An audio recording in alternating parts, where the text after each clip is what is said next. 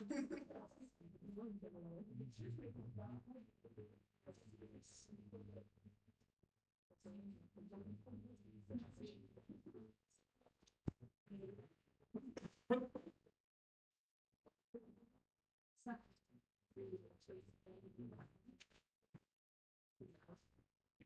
bonjour.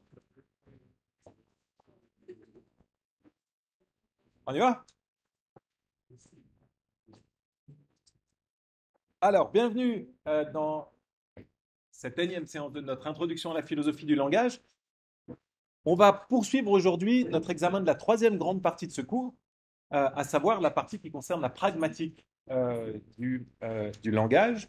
Je vous fais un bref rappel avant qu'on avance. Ce qu'on va voir en particulier aujourd'hui, c'est la théorie des actes de langage, qui a constitué l'une des grandes avancées en philosophie du langage au cours du XXe siècle. Euh, alors, brièvement, la pragmatique, vous vous souvenez qu'on s'est intéressé à la syntaxe, en gros la grammaire, on s'est intéressé à la sémantique, comment est-ce que le langage s'ancre sur le monde, et comment est-ce que les mots réfèrent et comment est-ce que les propositions peuvent être vraies ou fausses. On passe maintenant au troisième aspect de l'étude du langage qu'on appelle l'aspect pragmatique.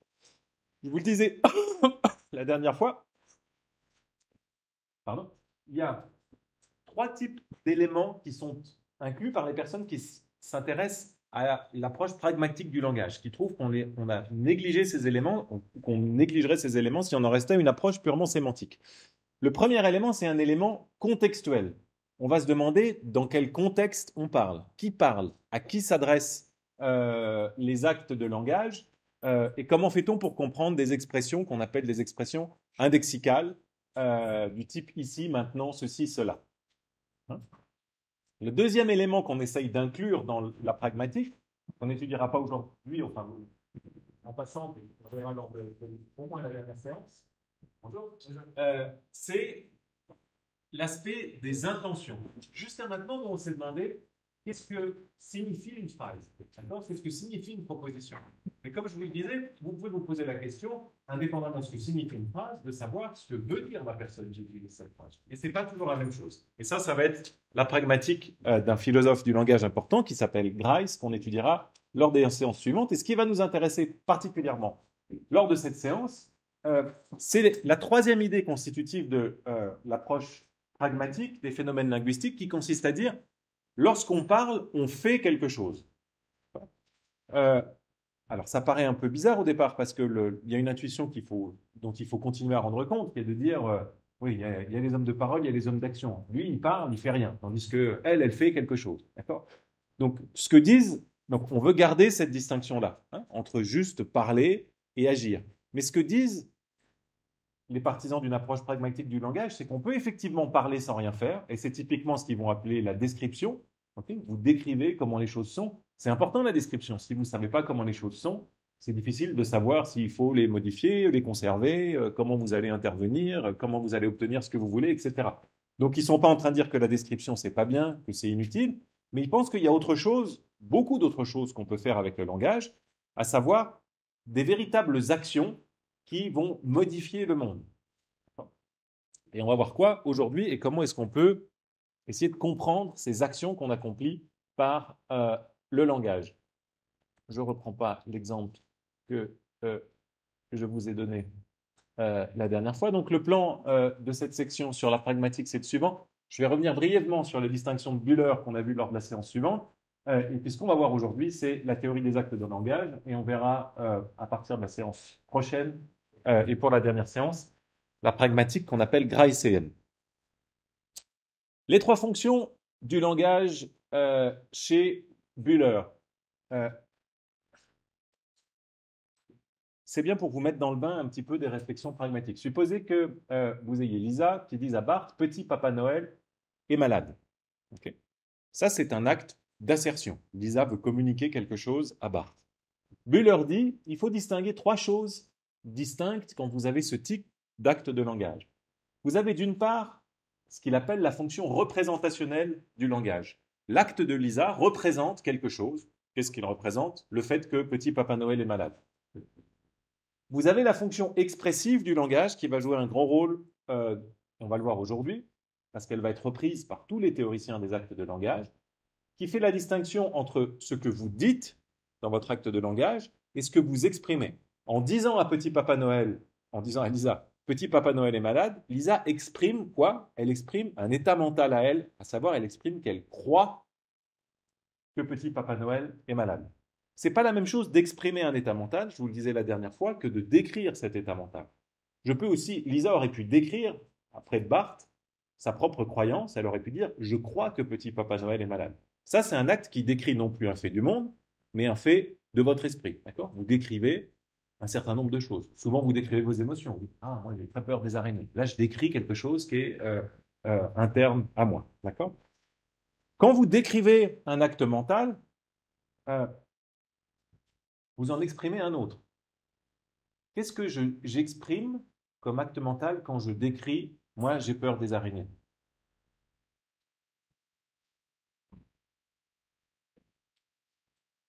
Donc, je vous dis, ah, j'ai très peur de cette araignée. On va se mettre en situation parce que j'ai peur des araignées, c'est plutôt une disposition. Donc, ah, elle me fait peur, cette araignée. Euh, je décris un état mental à moi, d'accord? Je suis en train de dire, j'ai un état mental de peur et je vous en fais part. Euh, Est-ce que j'exprime un autre état mental que ma peur ici? Mathéo? J'expliquerais une réflexion un peu réflexive en disant qu'elle décrit le fait qu'elle a conscience de sa peur. Elle exprime le fait, elle exprime exactement. Ça exprime le fait que je pense avoir peur. D'accord? Donc, c'est la même chose qu'avec Petit Papa Noël est malade. Si je dis Patricia est là, quand je dis Patricia est en face de moi, ça c'est mon assertion, j'exprime que je crois que Patricia est en face de moi. Je ne vous dis pas je crois que Patricia est en face de moi, mais si je vous dis Patricia est en face de moi, vous êtes autorisé à penser, sans doute, Olivier Massin pense-t-il que Patricia est en face de lui. Donc, ce que je dis, c'est Patricia est là. Ce que j'exprime, c'est je crois que Patricia est là. Si je dis maintenant je suis content que Patricia soit là, je suis content que Patricia soit là. Et là, pardon. Si je dis je suis content que Patricia est là, là je décris un état mental à moi. Je suis en train de rapporter un état mental. Rapporter, décrire, c'est la même chose. Et ce que j'exprime, comme le proposait Mathéo, c'est le fait que je pense être content. Et pour pouvoir dire une phrase comme je suis content que Patricia est là, vous devez penser être content. Vous exprimez, vous pensez avoir l'émotion en question. Ça peut paraître plus subtil comme distinction, mais en fait, les émotions, on peut se tromper à leur sujet, on peut en avoir et penser qu'on ne les a pas. Typiquement, on dit rarement qu'on est jaloux, qu'on est envieux, qu'on est plein de ressentiments, on est sûr que c'est pas pour ça qu'on est. Mais non, c'est pas pour ça que je l'ai pas invité. C'est pas du tout parce que j'étais jaloux, parce que ouais, mon œil, on voit bien souvent dans l'explication des comportements qu'on s'attribue qu'on ne s'avoue pas nos états mentaux. C'est pas toujours qu'on est insincère, c'est parfois qu'on est aveugle soi-même à ses propres états mentaux. Euh, Par contre, quand vous décrivez vos états mentaux, ben vous exprimez au moins que vous avez une croyance à leur sujet. Si je vous dis non, je ne suis pas jaloux, peut-être que je me trompe. Peut-être vous pouvez vous dire en fait, il est très jaloux. Mais vous pouvez au moins m'accorder que je crois ne pas être jaloux. C'est ça que j'exprime quand je dis non, je ne suis pas jaloux. Bien. Donc ça, c'est la distinction exprimée d'écrire. Je vous ai montré la photo la dernière fois. La fille en question, l'étudiante en question, exprime l'ennui, mais elle n'est pas en train de décrire son ennui. D'accord. Et ça va être très important pour nos différents états théorie des actes de langage. C'était juste le point que je voulais faire en rappel pour commencer. Et on va rentrer maintenant dans le premier grand chapitre de la pragmatique, à savoir la théorie des actes de langage, à moins que vous ayez des questions sur ce bref rappel. Ça va? Bien. Théorie des actes de langage. On a 4 grandes figures. Thomas Reid, le premier à avoir identifié le phénomène, il n'a pas beaucoup creusé, mais il a mis le doigt sur quelque chose.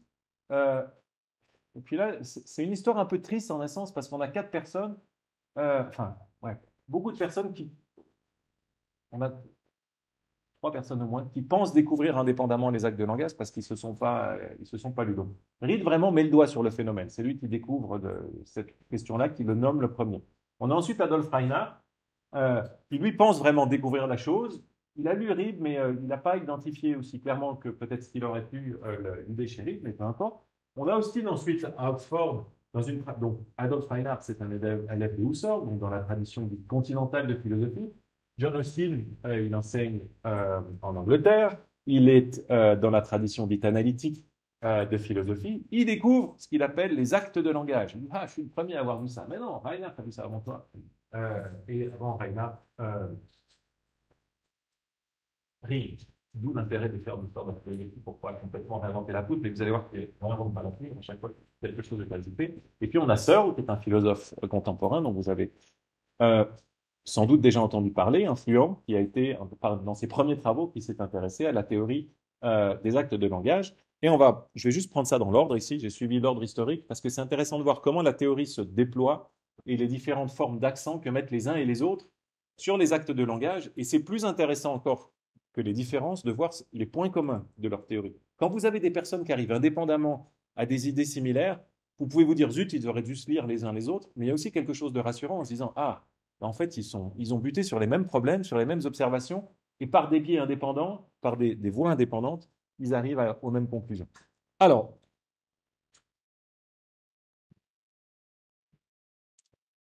il y a deux aspects centraux de toute la théorie des actes de langage, avant de commencer par Reid. Vous avez premier aspect, qui est l'aspect qu'on peut appeler actionnel, qui est de dire qu'on utilise le langage pas simplement pour décrire, mais pour faire tout un tas d'autres choses.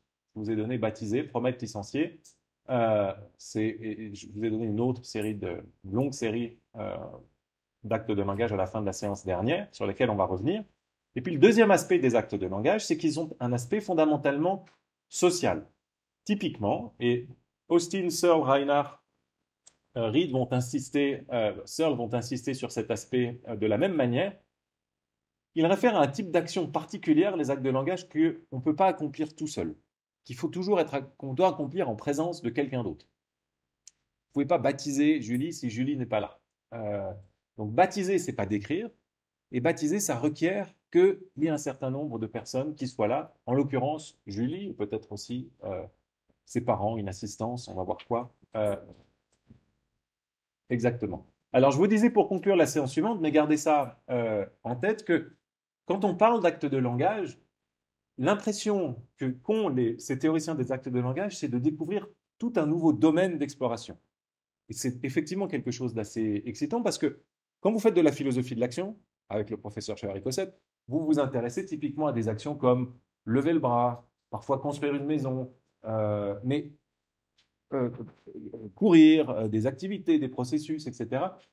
Mais là, vous avez un autre type d'action qui est souvent négligé, euh, mais qui représente une richesse incroyable. Euh, Condamner, remercier, insulter, louer, gracier, licencier, interdire, autoriser, accepter, conseiller, accorder, conseiller, objecter, soutenir, contredire, interroger, toutes ces choses-là, je ne vous les fais pas toutes, tous ces infinitifs, on n'a pas toujours des noms, mais tous ces infinitifs, ça réfère à des choses que vous pouvez faire juste en bougeant ces deux petits muscles, enfin, un peu plus que deux muscles sans doute, mais en faisant des tout petits mouvements. D'accord? Donc l'idée que je vous disais pour commencer, il y a une distinction entre les personnes de parole et les personnes d'action. Oui, ça marche bien, mais en même temps, quand vous faites ça, supposez quelqu'un qui toute sa vie fait ça, vous n'avez pas envie de dire que c'est quelqu'un de passif. D'accord? Qu'est-ce qu'il a fait dans sa vie? Il a baptisé 18 000 personnes. Il a accordé tout un tas de privilèges. Il a condamné tout un tas de personnes. Il a conseillé tout un tas d'autres personnes. Il a convoqué 108 000 personnes. C'est pas quelqu'un qui est fondamentalement passif. D'accord? C'est quelqu'un qui fait des choses. Qui fait des choses un peu particulières. Et c'est ça qu'on essaye de comprendre avec la théorie des actes de langage. Oui, Mathieu. Et bien sûr, la dimension sociale, notamment quand on essaie de faire des actes de langage de ce style par l'écrit.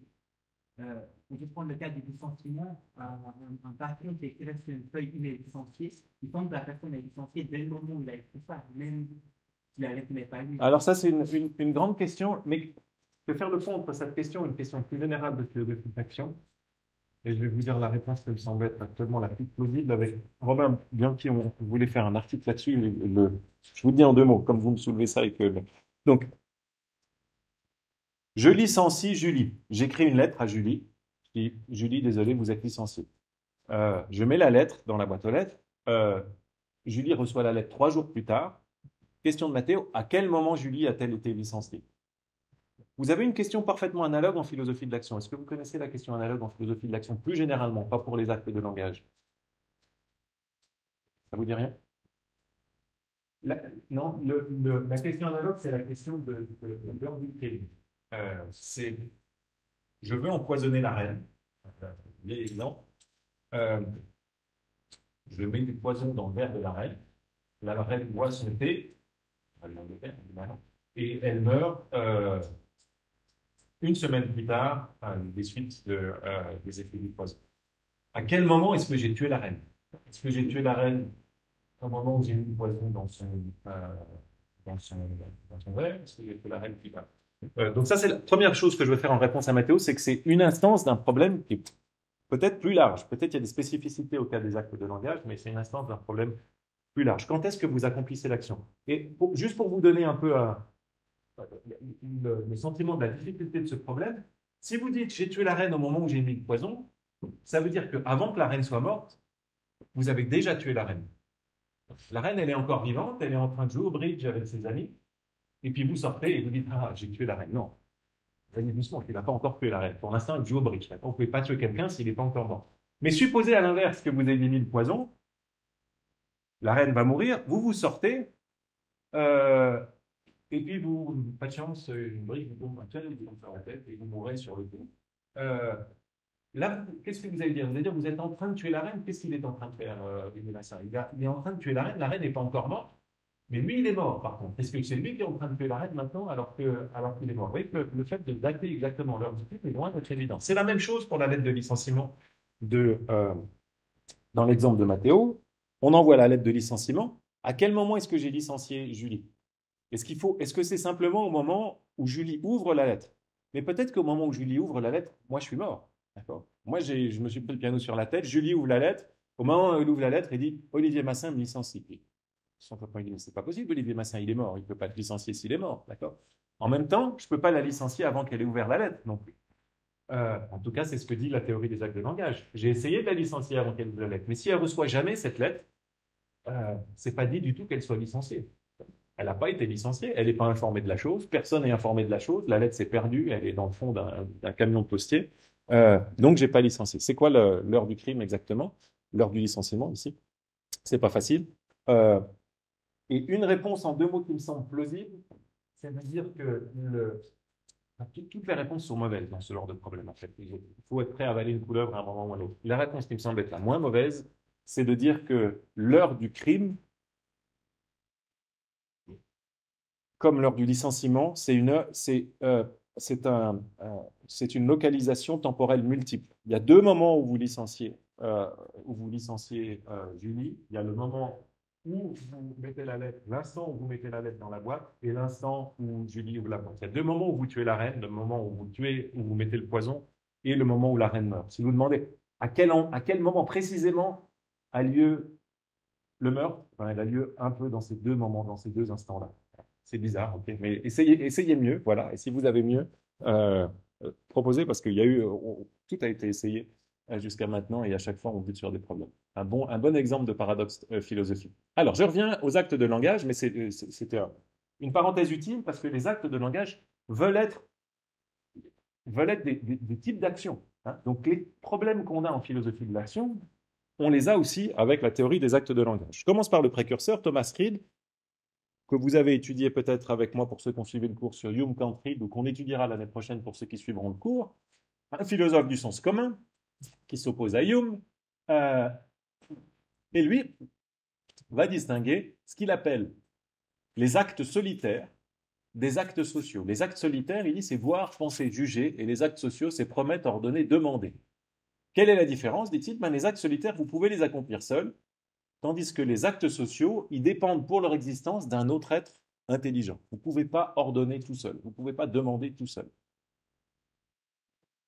Autre chose qu'ajoute Reid, qui va être un point clé de toute la théorie des actes de langage, c'est que le fait que vous vous exprimiez par des mots ou des signes, pour les actes solitaires, c'est accidentel. Qu'est-ce que ça veut dire? C'est accidentel, c'est vous pouvez vous en passer. Vous pouvez juger quelque chose, vous pouvez juger que vous n'auriez pas dû venir, vous pouvez penser que Julie est jolie. Pour faire ça, vous n'avez pas forcément besoin d'exprimer la chose physiquement ou de l'écrire. Vous pouvez le faire aussi, mais ce n'est pas nécessaire. Tandis que pour les actes que Reid appelle sociaux, c'est lui le premier à introduire cette locution-là, pour les actes sociaux, forcément, vous devez exprimer la chose. Vous ne pouvez pas pardonner dans votre... pardonner, c'est compliqué. Vous ne pouvez pas ordonner dans votre tête. D'accord? Vous pouvez imaginer ordonner. Ah, s'il était en face de moi, je lui dirais de faire ça. Oui, mais ça, c'est pas ordonner, c'est imaginer ordonner. Ordonner, vous ne pouvez pas le faire par-devers vous. Voici Reed. Un homme peut voir, entendre, se souvenir, juger et raisonner. Il peut délibérer, former des projets et les exécuter sans l'intervention d'un autre être intelligent. Ce sont des actes solitaires. Mais lorsqu'il pose une question pour s'informer, lorsqu'il témoigne d'un fait, lorsqu'il donne un ordre à son serviteur, lorsqu'il fait une promesse ou conclut un contrat, ce sont là des actes sociaux de l'esprit qui ne peuvent avoir d'existence sans l'intervention d'un autre être intelligent qui y joue un rôle. Des actes de l'esprit qui requièrent un autre être intelligent qui y joue un rôle. Entre les opérations de l'esprit, que faute d'un nom plus propre, j'ai appelé solitaire, et celle que j'ai appelée sociale, il y a cette distinction très remarquable que dans les solitaires, leur expression par des mots ou par tout autre signe sensible est accidentelle. Elles peuvent exister et être complètes sans être exprimées, sans être connues d'aucune autre personne. Mais dans les opérations sociales, l'expression est essentielle. Elles ne peuvent exister sans être exprimées par des mots ou des signes et connues de l'autre partie. Donc ça, c'est la grande idée de Reed, c'est le premier qui met le doigt là-dessus. Il y a un type d'action que vous ne pouvez pas accomplir, non seulement s'il n'y a pas une autre personne, et si cette autre personne ne connaît pas ce que vous êtes en train de faire. Donc si je veux faire une promesse à Cléa et que je dis à Cléa dans une langue que Cléa ne comprend pas, je lui fais ma promesse en chinois. Je ne vais pas le faire parce que je ne parle pas chinois, mais supposons que je parle chinois. Je lui promets en chinois une bière. Cléa, elle a bien vu que il essaye de faire quelque chose, manifestement. D'accord? Mais dit Reed, à ce moment-là, la promesse d'une bière n'aura pas été accomplie parce qu'il ne suffit pas simplement que le récipiendaire, le destinataire de la promesse ait vu ait été dans l'entourage de celui qui fait quelque chose. Il faut que le destinataire de la promesse ait compris la promesse. De la même façon, quand Julie ouvre sa lettre de licenciement, il faut qu'elle sache lire. Peut-être je l'ai licenciée parce qu'elle ne savait pas lire.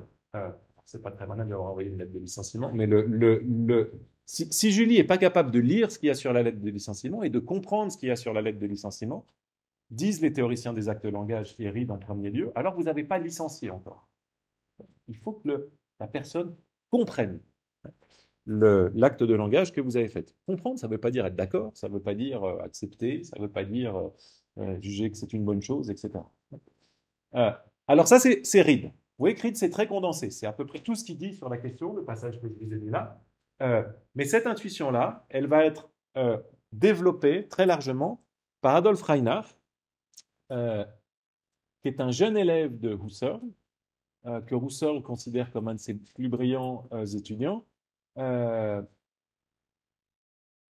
qui est très apprécié lui-même de ses propres étudiants, qui a peu écrit, qui est mort très tôt, à la guerre en 1917, et qui a écrit, le seul livre qu'il a écrit en dépit d'autres petits textes, c'est ce livre-là que vous trouvez en français, Les fondements a priori du droit civil, qui regorge d'intuitions et de descriptions fines des phénomènes des actes sociaux. Pourquoi est-ce que Reinhardt parle de fondements a priori du droit civil?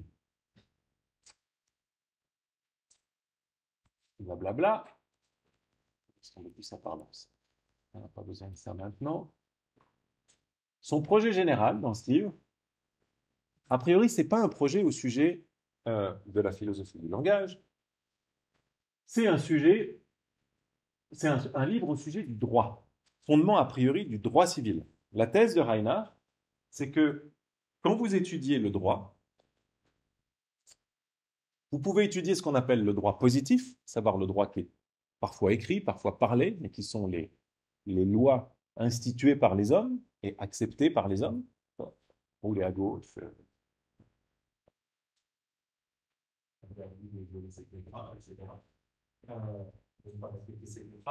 mais, dit Reinhardt, avant le droit positif, il y a un certain nombre de vérités juridiques a priori qu'on peut découvrir. Souvenez-vous ce qu'on a vu la dernière fois, je vous ai dit, il y a Kant qui met le doigt sur cette catégorie d'énoncés synthétiques a priori. Je vous ai parlé de ça quand on parlait de Kripke. énoncés qui ne sont pas triviaux, mais qu'on peut connaître depuis notre fauteuil. Pas des vérités logiques, mais des vérités qui ne sont pas triviales, mais qui ne requièrent pas de faire d'observation. Et ce que va faire Reinhardt, c'est de dire, ben, ces vérités-là, elles sont partout dans le domaine du droit. Vous pouvez comprendre plein de choses au sujet du droit avant même de lire un quelconque texte de droit positif. Et dans son livre, vous avez des millions, c'est sans doute trop, mais des milliers, c'est juste, d'exemples de vérités a priori synthétiques au sujet du droit. Donc si jamais vous êtes un pessimiste au sujet de la philosophie, c'est un des meilleurs livres pour vous rassurer. Ça, on peut découvrir des choses en philosophie, y compris sur des choses au sujet du droit. Alors quand on vous dit quoi, ça semble trivial. Je ne vais pas vous dire quoi encore, parce que est-ce que vous arrivez à penser à des vérités au sujet du droit qu'on peut savoir, que vous pouvez savoir maintenant sans jamais avoir ouvert un texte du droit? C'est comme... Pardon? Tuer a des conséquences. Vous arrivez à être un petit peu... tuer a des conséquences? Ouais, évidemment, avant, je crois, je sais pas spécifiquement, mais Ouais. je suis sûr que dans une vie de Ouais. droit pénal, il va y avoir ce truc par rapport à un mot. Ouais. Alors, oui, mais peut-être j'ai mal posé la question. Ce que Reinhardt pense, c'est qu'il ne cherche pas des invariants au sujet de tous les systèmes juridiques. Il ne cherche pas à dire dans tous les systèmes juridiques, il y a des choses qui reviennent. Son idée à lui, c'est qu'il y a des concepts juridiques, des notions juridiques qui existent avant le droit positif et sur lesquels on peut dire un certain nombre de vérités. Alors peut-être que le meurtre, ça marche dans ce sens-là, mais il a d'autres choses en tête qui vont s'éclairer après. Est-ce que vous avez d'autres suggestions, Mathéo? Si quelqu'un n'effectue pas sa part du contrat, alors je ne suis pas tenu d'effectuer la même. Exactement, très bien. Si quelqu'un n'effectue pas sa part du contrat, alors je ne suis pas tenu d'effectuer ma part du contrat. D'accord. Ça, a priori, ça vient de la nature d'un contrat, d'accord? Si jamais quelqu'un vous dit ah ouais, tu as fait part du contrat, mais moi je ne dois pas faire la mienne, vous allez lui dire mais tu n'as pas bien compris ce que c'était qu'un contrat. D'accord. Autre chose de ce type-là, exemple qui va beaucoup intéresser à les promesses.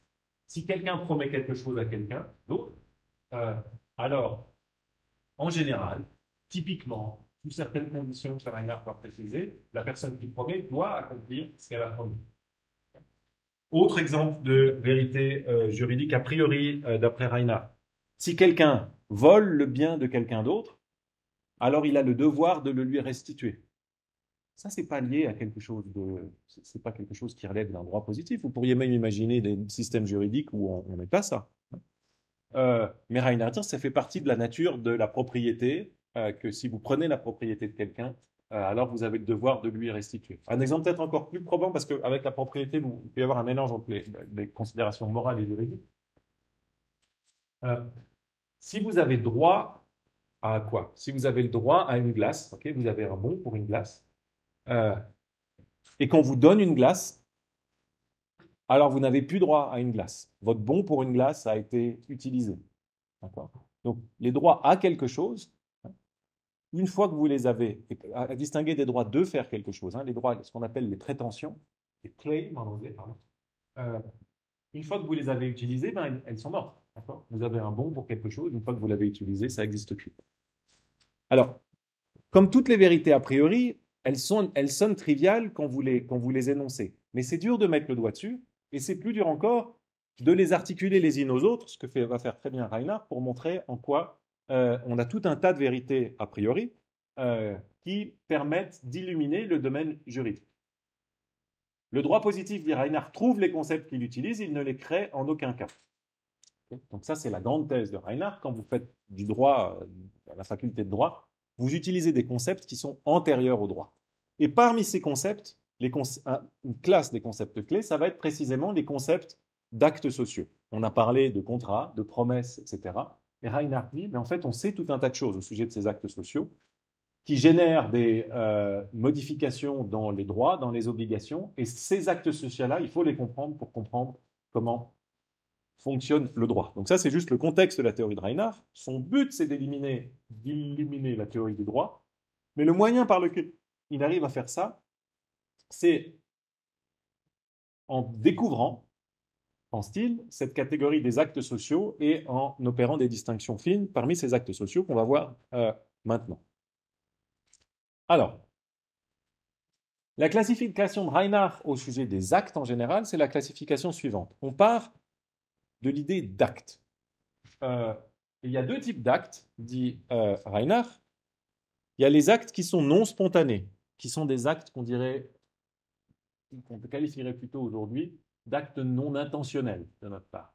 Qu'est-ce que c'est pour Reinhardt? C'est le remords, la haine, la joie, les croyances. Pourquoi est-ce que Reinhardt appelle ça des actes? Parce qu'il hérite de Husserl et Brentano de cette terminologie phénoménologique un peu bizarre qui dit que les états mentaux, ce que nous on appelle des états mentaux, sont des actes intentionnels. Vous vous souvenez, pour ceux qui ont étudié Brentano, croire, voir, entendre, c'est des actes intentionnels qui ont un certain objet. Mais pas intentionnels, et intentionnel, encore un problème, pas intentionnel dans le sens où on le fait exprès, intentionnel dans le sens dirigé vers un objet. Ce n'est pas ce qui nous intéresse. Donc si ça vous semble bizarre, vous avez raison, ce n'est pas une bonne terminologie, d'appeler ça des actes, c'est des états mentaux, peu importe. Ce qui nous intéresse, c'est l'autre côté. Ce que Reinhardt rappelle les actes spontanés, et les actes spontanés, ils nous sont plus familiers par rapport à la manière ordinaire de parler d'actes. Spontané, ça veut dire encore une fois intentionnel, c'est les actes dans lesquels le sujet est l'initiateur de l'acte. Premier type d'acte spontané, dit Reinhardt, il y a les actes qui sont purement externes. Embrasser, sauter, cuisiner, allumer la lumière, pincer. Okay, c'est des actes qui sont entièrement dans l'effectuation typiquement physique de ces actes. Mais vous avez d'autres actes, dit Reinhardt, qui ne sont pas purement externes. Parmi ceux-ci, il y a d'abord les actes qui sont purement internes. Se décider, juger, faire un calcul mental, pardonner, dit Reinhardt. C'est bizarre qu'ils disent pardonner parce que peut-être que le sens de pardonner a changé, mais vous voyez qu'il y a deux notions. Il y a une littérature intéressante sur le pardon qui permet de bien comprendre l'intérêt notamment de ces théories d'actes de langage. Qu'est-ce que c'est que pardonner quelqu'un? Vous pouvez vous dire, comme le pense Reinhardt, que pardonner quelqu'un, c'est juste une forme de mouvement interne. Vous cessez de lui en vouloir. Ou vous dites, OK, je passe l'éponge. Vous vous dites, je passe l'éponge. Ça veut dire que ce n'est pas quelque chose que vous exprimez forcément. Ça, c'est la thèse de Reinhardt. Mais il y a un autre sens de pardonner quelqu'un, qui est de dire, je te pardonne. OK, l'éponge est passée, on passe à autre chose. Et là, vous faites un acte de langage. Le pardon comme acte de langage versus le pardon comme forme de mouvement interne. Et grande question de savoir comment les deux sont reliés. Est-ce qu'il faut peut-être les deux à la fois? Est-ce que pour vraiment pardonner, il faut les deux? Parce que si vous dites à quelqu'un je te pardonne, mais que vous continuez à lui en vouloir, est-ce que vous l'avez vraiment pardonné? Parce que si vous cessez d'en vouloir à quelqu'un sans lui avoir jamais dit je te pardonne, est-ce que vous lui avez vraiment pardonné? Voilà les types de questions qu'on se pose dans cette petite branche de la philosophie de l'esprit et philosophie du langage autour du pardon, qui est assez féconde au moins parce que c'est en soi important et c'est aussi un domaine qui permet d'éclairer d'autres. Alors, on a des actes purement externes, embrasser, on a des actes purement internes, juger par devers soi, faire un calcul mental. Et Reinhardt, il n'y a pas autre chose. Ben oui, il y a autre chose. Évidemment, il y a les actes sociaux. Il y a un autre type d'actes. Les actes qui sont partiellement internes, au pluriel, pardon, et partiellement externes. Promettre, ordonner, demander, concéder, etc. Vous voyez qu'un point important tout de suite, c'est que Reinhardt dit les actes sociaux, ils sont partiellement internes. Vous allez voir que Austin, lui, va largement renoncer à cet aspect. Mais pour Reinhardt, on a des actes hybrides qui doivent avoir une partie externe, mais qui doivent aussi avoir une partie interne. L'acte de se décider est un acte interne. Il peut être réalisé sans être annoncé ou sans nécessiter une telle annonce. Donc, ce que Reinhardt dit sur les actes internes, c'est qu'ils peuvent être accomplis de manière interne. Vous pouvez dire que vous vous décidez, ce n'est pas un problème. Mais vous n'avez pas besoin de dire que vous vous décidez pour vous décider. Certes, on peut manifester sa décision par sa mine ou par ses gestes. Je peux également la communiquer, en faire part à d'autres si je veux. Pour autant, ces manifestations ne sont évidemment pas nécessaires ni essentielles à l'acte. Reinhardt, c'est un grand essentialiste. Il pense qu'on peut découvrir les essences, notamment des actes sociaux. La décision peut se conclure de manière purement interne. Elle peut rester en soi sans manifestation extérieure d'aucune sorte. On voit immédiatement qu'il en va tout autrement d'autres actes spontanés. Un ordre, une requête, ou autres ne peuvent être accomplis de manière purement interne. Alors, il y a les actes sociaux. Comment se définissent les actes sociaux pour Reinhardt? Ce sont des actes spontanés, volontaires, intentionnels, qui nécessitent d'être perçus par autrui. Alors, vous vous souvenez que Reed disait les actes sociaux, forcément, ils s'expriment physiquement. Il faut bouger les lèvres ou écrire quelque chose. Reinhardt a une position un petit peu plus subtile. Il dit, oui, c'est vrai que chez nous, les êtres humains, les actes sociaux, ils doivent s'exprimer physiquement. Mais en principe, ce n'est pas nécessaire pour un acte social. La seule chose nécessaire pour un acte social, c'est d'être perçu par autrui. Et pourquoi il dit ça? Il dit, ben, on pourrait être des anges. Et si on était des anges, je ferais mon cours comme ça. Vous liriez dans mes pensées. De temps en temps, vous ririez, vous fronceriez des sourcils, et puis je vous répondrai sans avoir à bouger les lèvres. Et Reinhardt dit ça, ce serait des actes sociaux pour les anges. D'accord? C'est juste que nous, c'est contingent, d'après lui, le fait qu'on doive manifester physiquement ces choses-là, parce qu'on n'est pas capable de lire les pensées des autres. Mais des anges seraient capables de lire ce qui se passe dans l'esprit des autres. D'accord? Et la distinction entre les actes sociaux et les actes internes resterait. D'accord? Je pourrais me décider si j'étais un ange tout seul, sans vous en faire part. Par contre, je ne pourrais pas vous faire une promesse si vous ne lisez pas dans mon esprit. D'accord? Ça bien? Les actes sociaux sont à la fois internes et externes, mais côté externe, côté contemporain. Non, il est absolument essentiel. Pour le... Ah oui, pardon. Ah oui, excusez-moi. Ce qui est essentiel à l'acte, c'est d'être perçu, compris par autrui. Okay. Et ce qui est en train... Là, j'ai introduit une petite complication parce que je pense que c'est important de bien voir ce qui est essentiel à l'acte. Et Reinhardt dit, étant donné qu'on est des êtres humains, pour être perçu par autrui, l'acte doit être externalisé physiquement. Parce que vous ne pouvez pas avoir accès directement aux actes mentaux d'autrui, aux hyper mentaux d'autrui, sans voir les comportements d'autrui, sans entendre les sons qui produisent. Ce qui est fondamental, c'est d'être perçu par autrui. Pardon? C'est pas crucial, étant donné qu'on n'est pas des anges, on peut continuer à se dire des actes sociaux chez nous doivent être exprimés physiquement. Alors, il y a des actes spontanés qui ne sont pas sociaux, on vient de le voir, courir, cuisiner, allumer la lumière. Il y a des actes spontanés qui peuvent être langagiers en un sens, mais je laisse tomber cette modification ici, qui sont internes, prendre une résolution, juger que, se décider à. Et je laisse tomber le deuxième point sur lequel je vais revenir. Mais voici la définition de Reinhardt. Nous appellerons les actes spontanés et nécessitant une perception d'autrui des actes sociaux. Ça, c'est sa définition. Acte intentionnel qui nécessite une perception d'autrui. Que tous les actes impliquant autrui ne sont pas des actes nécessitant une perception, nous l'avons vu avec l'exemple du pardon. Donc, rappelez-vous, pour le pardon selon Reinhardt, c'est quelque chose que vous pouvez faire de manière interne. Si je pardonne Julie, je n'ai pas besoin de le dire à Julie ni à quiconque. Pourtant, pardonner Julie, ça implique autrui, ça implique Julie. Donc les actes sociaux, ce ne sont pas des actes qui impliquent autrui. Il peut y avoir des actes qui impliquent autrui qui ne sont pas des actes sociaux. Nous verrons plus loin, dit Reinhardt, que tous les actes nécessitant une perception ne sont pas des actes impliquant autrui. Je vais revenir sur cette distinction parce qu'elle est importante et elle est éclairée par d'autres distinctions qu'introduisent Reinhardt. C'est pourtant d'après la nécessité de cette perception que l'on définira le concept d'acte social. Il faut être perçu par autrui pour être un acte social. Ce n'est pas nécessaire d'impliquer autrui, et on va voir plus précisément ce que veut dire impliquer autrui plus tard.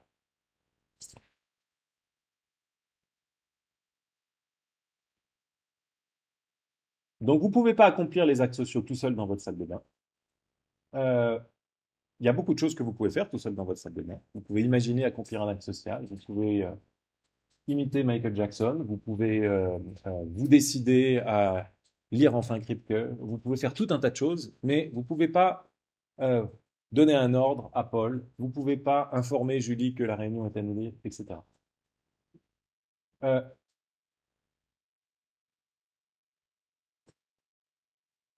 Et autre élément qu'introduit Reinhardt ici, c'est que non seulement les actes sociaux doivent être compris par autrui, ce qu'il appelle perçus, mais en général, là il y a un petit, enfin, je ne vais pas dire que c'est toujours le cas, les actes sociaux doivent s'adresser à une autre personne. Si vous promettez à quelqu'un. Si vous donnez un ordre, vous donnez un ordre à quelqu'un. Si vous posez une question, vous posez une question à quelqu'un. D'accord ? Donc, dans les actes sociaux, il y a un destinataire auquel ces actes sociaux sont adressés.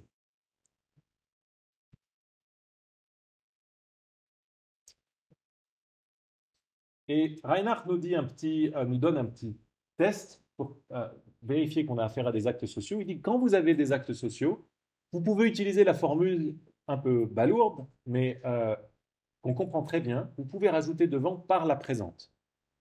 Ce qu'on fait par écrit tout le temps. Hein, enfin, pas tout le temps, mais quand vous avez une lettre un peu formelle, par la présente, je vous informe que le patient ne pourra pas être aujourd'hui au rendez-vous et que la prochaine réunion aura lieu tel jour.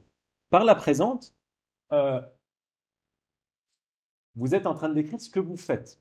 Par la présente, je t'ordonne de. Par la présente, je te promets de. Par la présente, je te licencie. Par la présente, je vous déclare unis, mariés par le lien du mariage, etc. Ça, vous pouvez le faire avec les actes sociaux. Mais essayez avec les autres actes. Par la présente, je cours. Ça marche pas bien. Ou avec les actes internes. Par la présente, je décide que j'arrête de fumer. Ah non, pas vraiment. C'est pas vous prenez une résolution vous-même. Donc, par la présente, typiquement, si vous pouvez mettre ça devant un acte et que ça sonne naturel dans le sens, ça sonne pas bizarre, ça peut sembler lourd, ça peut sembler trop formel, mais ça semble pas insensé, vous avez un acte social. J'accepte par la présente. La fonction spécifique du par la présente ne doit pas être négligée, dit Reinhardt. Il insiste sur un processus qui accompagne la réalisation de l'acte. Au contraire, cela n'a pas le moindre sens de dire j'éprouve par la présente un accord intérieur ou ce genre de choses.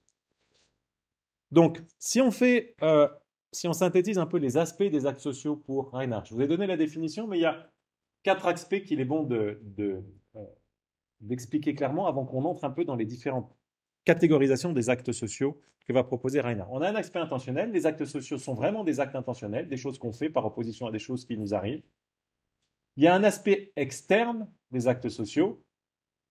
Ce sont des actes, dit Reinhardt, qu'on accomplit par l'acte même de parler ou d'écrire, faudrait-il qu'il ajoute.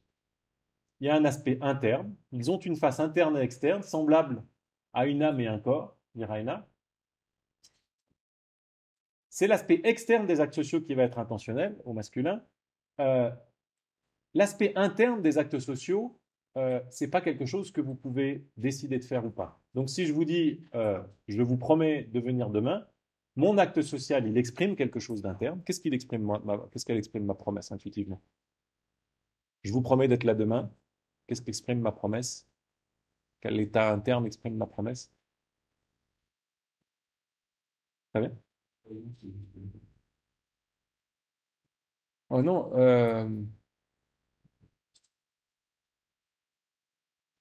non, mieux qu'une croyance, je vous promets. Si quelqu'un vous promet, qu'est-ce que vous êtes enclin à. Quel état patricien? Une intention. Ouais, si vous promettez, vous avez de l'intention en général. Il y a des promesses mensongères, on verra le problème que posent les promesses mensongères tout à l'heure.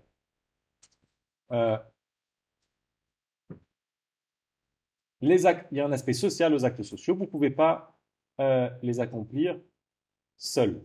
Okay. Alors, une distinction importante ici, sur laquelle je vais revenir dans un instant, c'est que dire que vous ne pouvez pas accomplir un acte social seul, ça ne veut pas dire que vous êtes plusieurs à accomplir l'acte. Si je fais une promesse à Cyril, c'est moi qui fais la promesse. C'est moi qui peux être blâmé d'avoir fait une promesse insincère ou de ne pas avoir tenu ma promesse. Okay. Ce n'est pas Cyril. Si je dis à Cyril, je vous paye une bière et que je ne paye pas la bière, on ne va pas dire, Olivier Massin et Cyril, vous ne vous êtes pas payé de bière. Non, c'est moi qui ai fait l'erreur ici. Hein. Donc, c'est pas un acte collectif, un acte social. On peut faire des choses à plusieurs avec Cyril. On peut discuter ensemble. On peut prendre une décision collective. On peut même promettre ensemble, Cyril et moi, de payer une bière à Enzo. Ça, c'est pas un problème. Mais vous voyez bien que la personne qui accomplit l'acte, ou les personnes qui accomplissent l'acte, ne sont pas les mêmes que les personnes ou la personne auquel cet acte est adressé. Donc ça, c'est le cadre général que pose Reinhardt au sujet des actes sociaux. Et j'introduis maintenant une grande distinction qui va traverser toute la théorie des actes sociaux, que vous pressentez déjà, qui n'est pas sans doute. C'est la distinction entre les actes sociaux et les contenus des actes sociaux. Les actes sociaux eux-mêmes, ce que Austin va appeler leur force illocutoire, Reinhardt parle de moment parce que c'est la terminologie de Husserl, d'une part, et le contenu des actes sociaux. Je vous donne deux exemples pour dissocier les deux. Vous avez des actes sociaux qui ont la même force, mais qui ont des contenus différents. Est-ce que vous arrivez à voir ce que ça peut vouloir dire? Ou à donner un exemple de deux actes sociaux qui ont la même force élocutoire, qui sont les mêmes types d'actes sociaux, mais qui ont des contenus différents.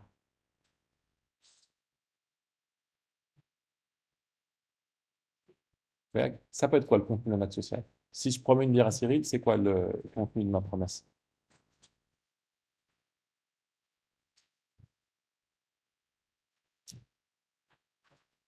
Olivier Massin promet une bière à Cyril.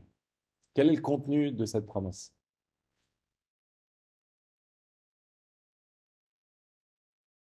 Patricia? Payer une bière à Cyril, pas mal. En fait, c'est presque ça. Il faut dire, Olivier Massin paye une bière à Cyril.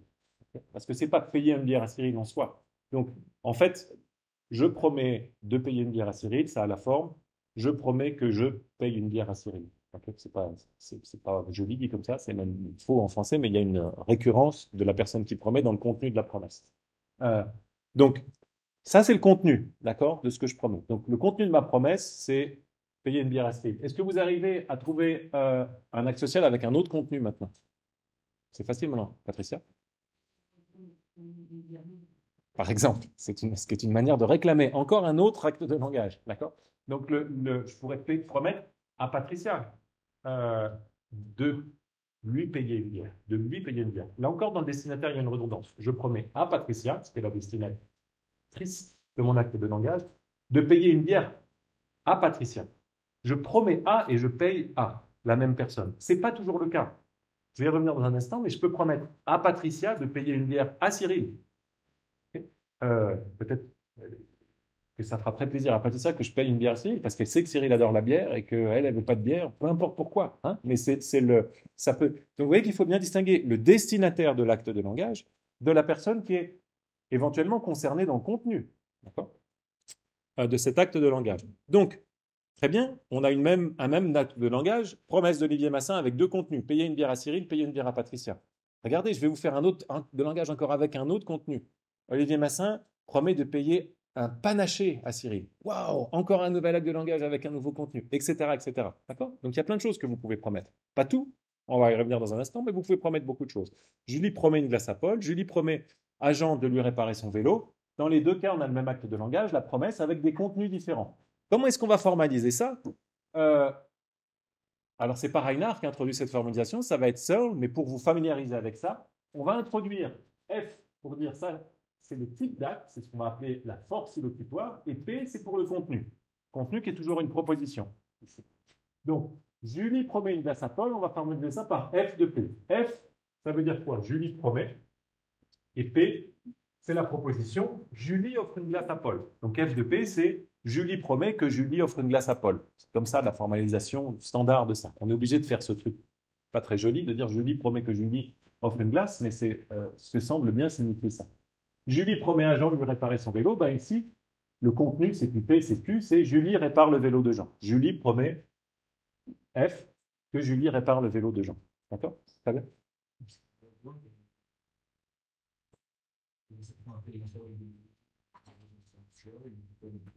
Non, alors il va y avoir des logiques illocutoires sur cette base. Là, je vous ai donné un proto-début de formalisation.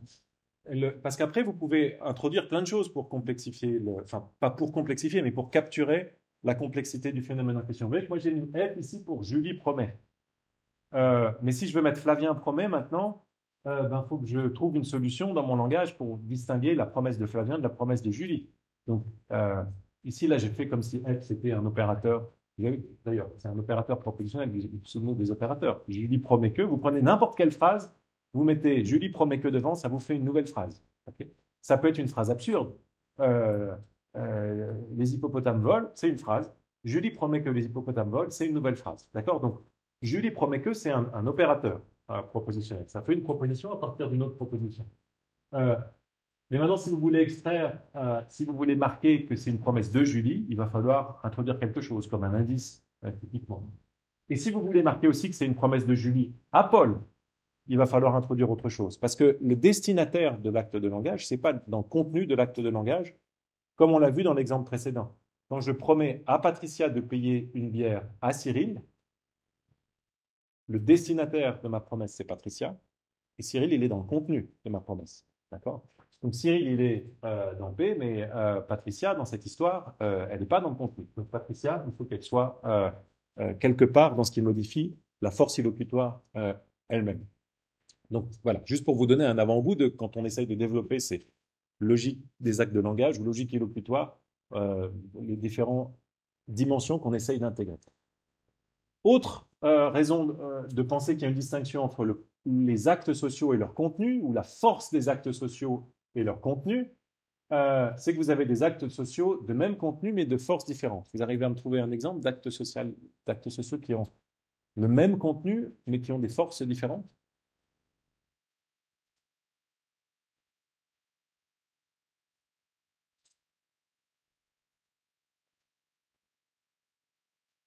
Patricia?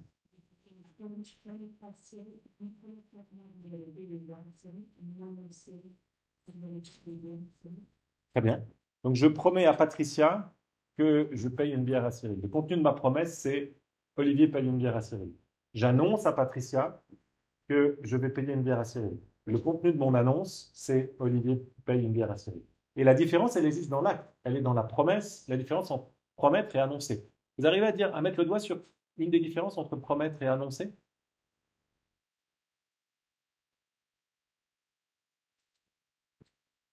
Pourquoi c'est pas la même chose, promettre et annoncer? Après tout, on pourrait dire à Patricia, ouais, tu as juste changé le nom, en fait.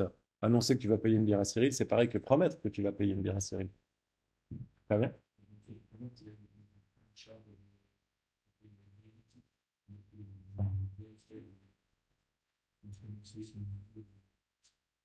Très bien. Dans la promesse, ce qui suit directement de la nature de la promesse, dit Reinhardt, c'est le fait que vous ayez l'obligation de réaliser le contenu de la promesse. Si je vous annonce que quelque chose va avoir lieu,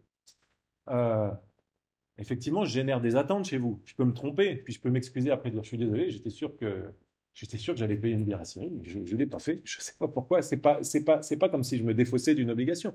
J'avais l'impression que j'allais lui payer une bière, et je ne sais pas pourquoi je me suis trompé sur mon comportement. On fait rarement des annonces sur son propre comportement, mais vous pouvez annoncer, vous pouvez faire une prévision météorologique typiquement. Hein. C'est pas si vous vous trompez dans votre prévision météorologique, vous n'allez pas violer une obligation.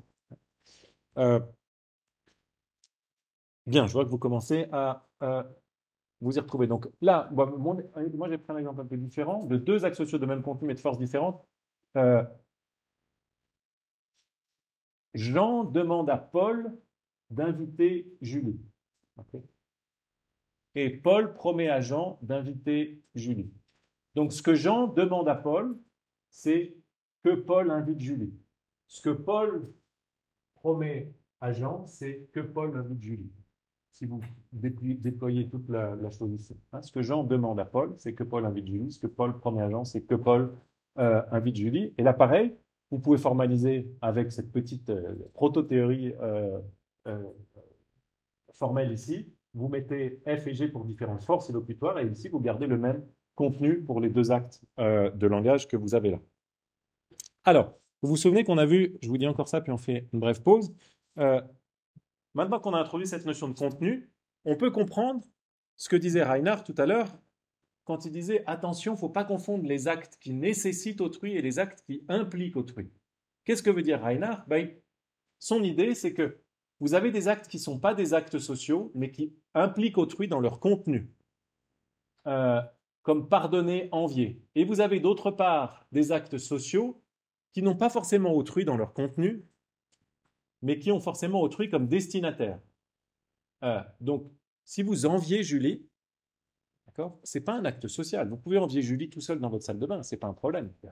Julie, elle est quand même super forte en philo, puis en plus, en logique, elle n'a pas de problème, et elle connaît toute la physique quantique. Vous l'enviez énormément, Julie. D'accord. Ça, vous pouvez le faire seul, vous n'avez pas besoin de le communiquer. C'est bien un état mental à vous qui porte sur quelqu'un d'autre. C'est un acte qui implique autrui. Où est autrui dans cet acte mental, dans cet état mental à vous? Il est dans le contenu. Okay. Mais maintenant, les actes sociaux, dit Reinhardt, ils n'ont pas besoin d'impliquer autrui dans leur contenu.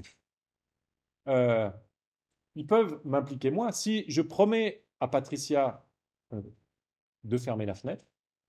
Le contenu de ma promesse, c'est Olivier ferme la fenêtre. Ça n'implique pas autrui, ce contenu. D'accord?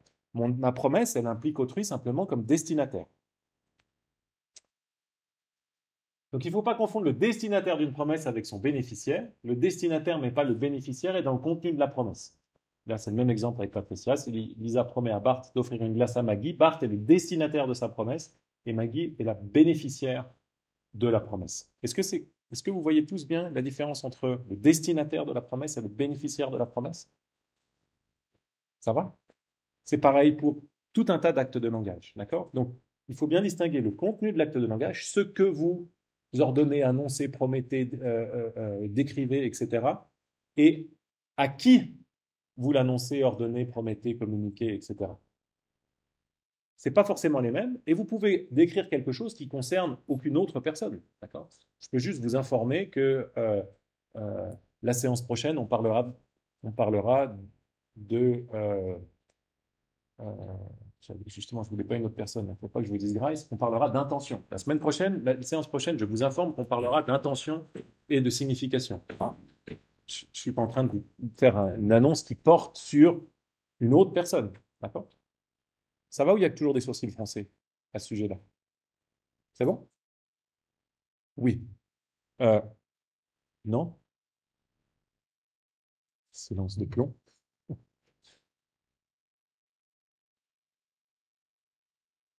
Un silence qui doit vouloir dire oui. Donc, eh ben, on prend une petite pause on reprend à 16, je vais dire 5 minutes, mais ça vient de passer à 11. On reprend à 16, si vous voulez bien. Et puis, on termine cette théorie des actes de langage de Reinhardt.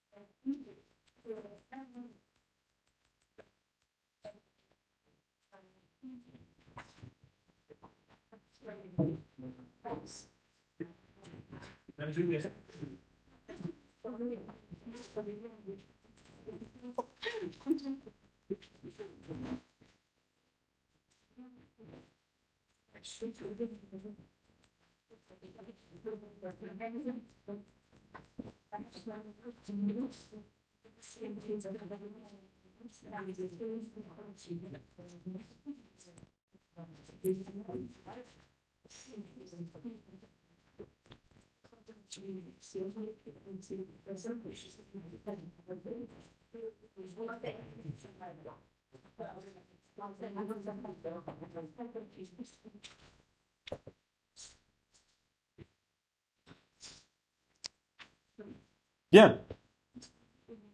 Donc, Reinhardt a identifié la catégorie des actes sociaux qu'il a définie. Et tout l'intérêt de Reinhardt pour nous ensuite, c'est de montrer toutes les distinctions, un certain nombre de distinctions en tout cas, qu'on peut faire dans cette grande catégorie des actes sociaux qu'il pense avoir découvertes. Donc, première distinction ici, c'est de bien dire les actes sociaux, ils s'adressent à autrui, ça ne veut pas forcément dire qu'ils impliquent autrui. Seconde distinction qu'on a vue, c'est la distinction entre l'acte social lui-même et son contenu. Ça va permettre à Reinhardt d'éclairer les actes sociaux sous un nouvel aspect, de dire, selon les actes sociaux, il va y avoir des restrictions sur le contenu. Autrement dit, certains types d'actes sociaux ne peuvent porter que sur certains types de contenu. Est-ce que vous voyez par exemple sur quel type de contenu peut porter une promesse? Qu'est-ce que c'est qu'une promesse? Est-ce vous pouvez promettre n'importe quoi? Ou est-ce que, en vertu d'être une promesse, il y a des choses qu'on ne peut pas promettre? Oui. La promesse est relative à une autre action. Très bien. Est-ce qu'on peut en dire plus? Très bien. Donc elle est liée à une autre action et elle est liée à une autre action non pas de n'importe qui, mais du locuteur, de celui qui fait la promesse. D'accord? Est-ce qu'on peut préciser encore un petit peu les choses, Enzo? Je promets de t'aimer. Alors ça a toujours été la chose, là, je vous fais une confidence, je pensais que c'était la raison pour laquelle on ne pouvait pas se marier sincèrement, parce qu'on doit promettre d'aimer, et on a dit, ah, je ne sais pas en fait, peut-être un jour je me réveille et puis boum, c'est plus là, quoi. Alors, comment? Ouais, on fait des promesses d'aimer, mais il y a une manière de sauver l'idée qu'on peut promettre que ses actions. C'est de redécrire un petit peu la promesse d'aimer. Comment est-ce qu'on fait pour? Si vous pensez, autrement dit, si vous pensez que les seules choses que vous pouvez promettre, ce sont vos propres actions, comment vous pouvez interpréter l'idée, vous vous adressez à votre partenaire, vous dites, je promets de t'aimer toute ta vie. Qu'est-ce que ça veut dire? Ouais. Un certain pouvoir sur le Mhm. on aide la prise et le pouvoir pour établir. Exactement. Hein. Vous avez la même type de réponse sur les croyances. Les croyances, vous ne pouvez pas les contrôler à volonté, d'accord? Vous ne pouvez pas croire maintenant que 2 plus 2 égale 5. Mais peut-être que si vous vous y prenez bien, vous pouvez faire en sorte de croire que 2 plus 2 égale 5. Vous pouvez sélectionner les choses que vous lisez dorénavant, vous interdire de lire des bons traités de mathématiques. Vous pouvez arriver à générer indirectement en vous des croyances. Et l'idée, c'est que peut-être c'est la même chose qu'on peut faire avec les sentiments. Juste une piste de réflexion. Donc, on a un contrôle indirect, on dit parfois, sur nos croyances, de même qu'on a un contrôle indirect sur nos émotions. Le dernier élément, dit Reinhardt, qui manquait dans vos suggestions, c'est que vous pouvez promettre que votre comportement futur, d'accord? Vous ne pouvez pas promettre euh, quelque chose que vous avez fait. Si vous dites, je te promets que c'est pas moi qui ai fait ça, Reinhardt dirait ça, c'est pas vraiment une promesse, ça prend la forme d'une promesse dans le langage. Enfin, ça utilise le mot promesse, mais c'est pas vraiment une promesse. Vous dites, c'est pas moi et tu peux me faire confiance. C'est pas moi et crois-moi, ou quelque chose comme ça. D'accord? Donc ça, c'est un point important en passant sur les actes de langage, c'est que les actes de langage, quand on distingue les différents types d'actes de langage, les actes de langage ne portent pas forcément sur leur front le type d'actes qu'ils sont. Il y a des promesses qui s'expriment sans être des promesses, sans utiliser le terme promettre. Si je vous regarde dans les yeux et je vous dis je serai là demain, ah, ça c'est une promesse qui ne dit pas je promets. Et après, Enzo peut me dire mais vous m'avez promis que vous seriez là demain. Je dis non, j'ai juste fait une prédiction que je serai là demain. Là, il y a une ambiguïté sur l'acte de langage que j'avais fait, mais vraisemblablement, il n'est pas toujours nécessaire de dire je promets pour effectivement promettre. Hein. Et on peut promettre pour faire autre chose on peut dire je promets pour faire autre chose qu'accomplir une promesse. Ça va être tout le travail de Grice qu'on verra la prochaine fois. Mathéo? Je me dis que l'action qu'on promet doit être réaliste.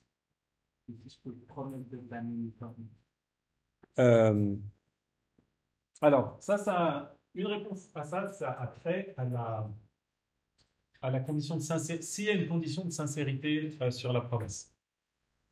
Reinhardt dit, et ça va être un de ses grands désaccords avec Austin, même s'ils n'ont jamais dialogué, c'est que pour Reinhardt, si vous faites une promesse insincère, alors vous ne faites pas une promesse. Autrement dit, si en me promettant de m'amener une licorne demain, vous ne pensez pas que vous pourrez m'amener une licorne demain, alors Reinhardt dit, ce n'est pas une promesse. Pardon, Reinhardt dit, oui, Reinhardt dit, ce n'est pas une promesse, pardon. Austin dit, oui, bien sûr, c'est une promesse. Peu importe la condition de sincérité, vous pouvez promettre, si vous promettez de manière mensongère, ça n'empêche pas le fait que vous avez une obligation de tenir votre promesse et que la personne à qui vous avez adressé cette promesse a le droit à ce que vous teniez votre promesse. Ça va être on reviendra là-dessus. En revanche, pour Reinhardt, vous pouvez très bien, si vous croyez vraiment que vous allez m'amener une licorne demain, et que vous me dites je vous amènerai une licorne demain, vous avez vraiment promis, et pour Reinhardt et Austin, par ailleurs, à plus forte raison, vous avez vraiment promis de m'amener une licorne demain. C'est juste une promesse que vous ne pouvez pas tenir dans les faits, mais que vous pensez pouvoir tenir. Hein. Donc, ce n'est pas une promesse insincère. Vous avez le contenu de la promesse. Maintenant, qu'est-ce que ça peut être le contenu d'un ordre? Si vous ordonnez quelque chose à quelqu'un, l'ordre, contrairement à la promesse, il porte sur le comportement non pas de celui qui donne l'ordre, mais de celui à qui l'ordre est adressé. Okay. Je ne peux pas ordonner à Patricia que Cyril lui paye une glace. Donc, l'ordre porte sur le comportement de la personne à qui l'ordre est adressé. La promesse, elle porte sur le comportement de la personne qui fait la promesse. Là encore, sur un comportement futur. Je ne peux pas ordonner à Noémie d'avoir été là hier. Bon, ça ne va pas. Et vous voyez que ces thèses-là, quand vous dites, c'est là l'optimisme philosophique avec une petite pointe peut-être de déception, mais ce genre d'évidence, je ne peux pas promettre à Noémie, je ne peux pas ordonner à Noémie d'avoir été là hier. Quand vous les entendez, vous riez un peu en disant, bah oui, évidemment. Mais vous voyez que c'est un type d'énoncé intéressant pour plusieurs raisons, mais une des raisons pour lesquelles il est intéressant, dépit de sa trivialité, c'est que on est parfaitement sûr que c'est vrai, cette chose-là. Si quelqu'un vous dit, ouais, ouais, on peut ordonner à quelqu'un d'avoir été là hier, non, vous n'avez pas compris quelque chose là, vous n'avez pas compris ce que veut dire ordonner, vous n'avez pas compris ce que c'est qu'avoir été là hier. Il y a une ambiguïté. On sait, depuis notre fauteuil de philosophe, que c'est des choses qui sont impossibles. D'accord? On peut toujours discuter de tel ou tel cas. On peut se dire, en fait, cet exemple-là n'est pas bon. Mais c'est la grande idée de Reinhardt ici, de dire, on peut découvrir des vérités qui ne sont pas des vérités logiques en réfléchissant sur la nature de la promesse, la nature de l'ordre, etc. Vous n'avez pas besoin de faire une étude empirique pour découvrir ça. Ce serait un peu idiot, en fait, d'aller faire une étude empirique pour vérifier si c'est bien le cas qu'on ne peut pas ordonner d'avoir été là.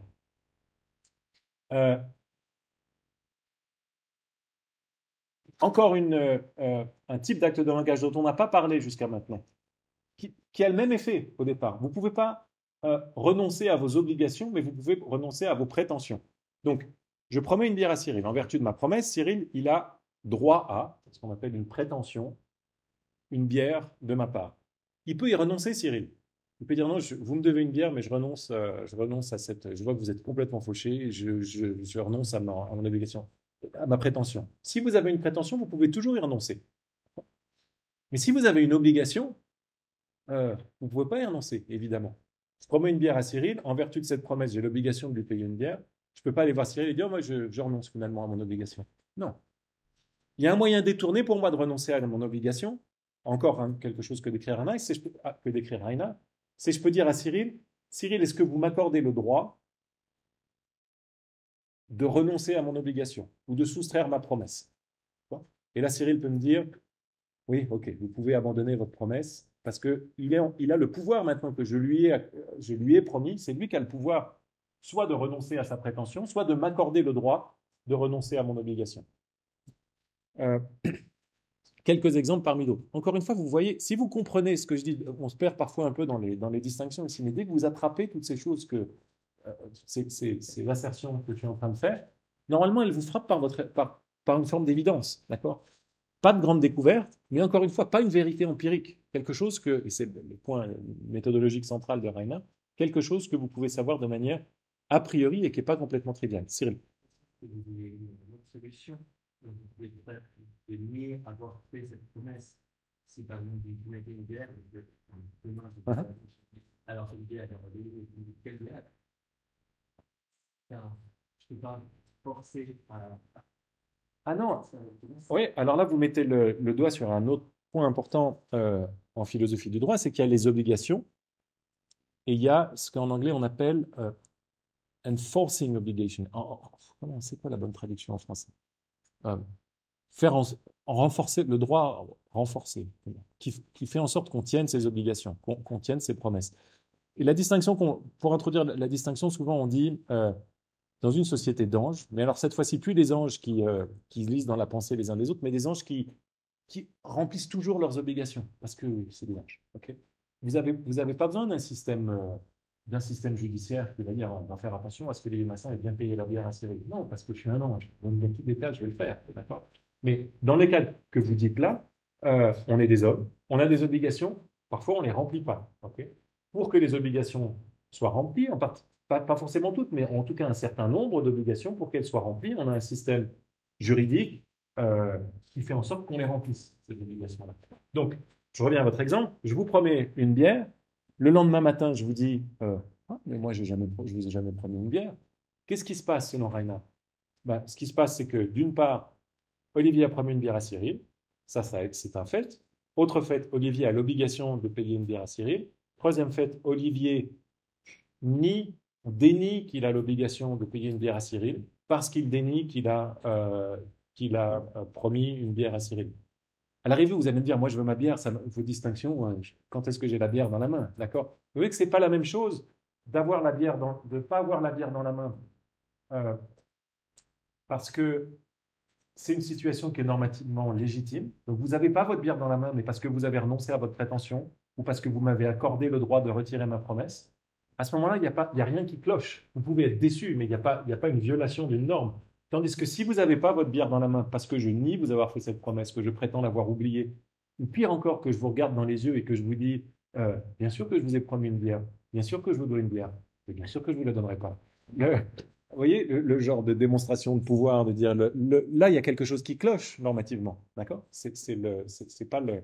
Donc, plein de situations différentes qu'on peut éclairer en étant un peu fin dans les distinctions entre les types de droits et les types d'actes de langage qui donnent lieu à ces changements d'obligation. Euh,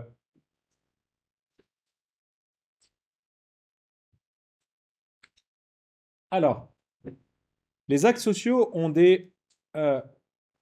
sont associés à ce que Reinhardt appelle dans son jargon phénoménologique des vécus internes. Tout acte social a, selon une égalité essentielle, un fondement dans un vécu interne d'un type particulier, dont le contenu intentionnel est identique au contenu intentionnel de l'acte social, ou lui est plutôt lié d'une certaine manière.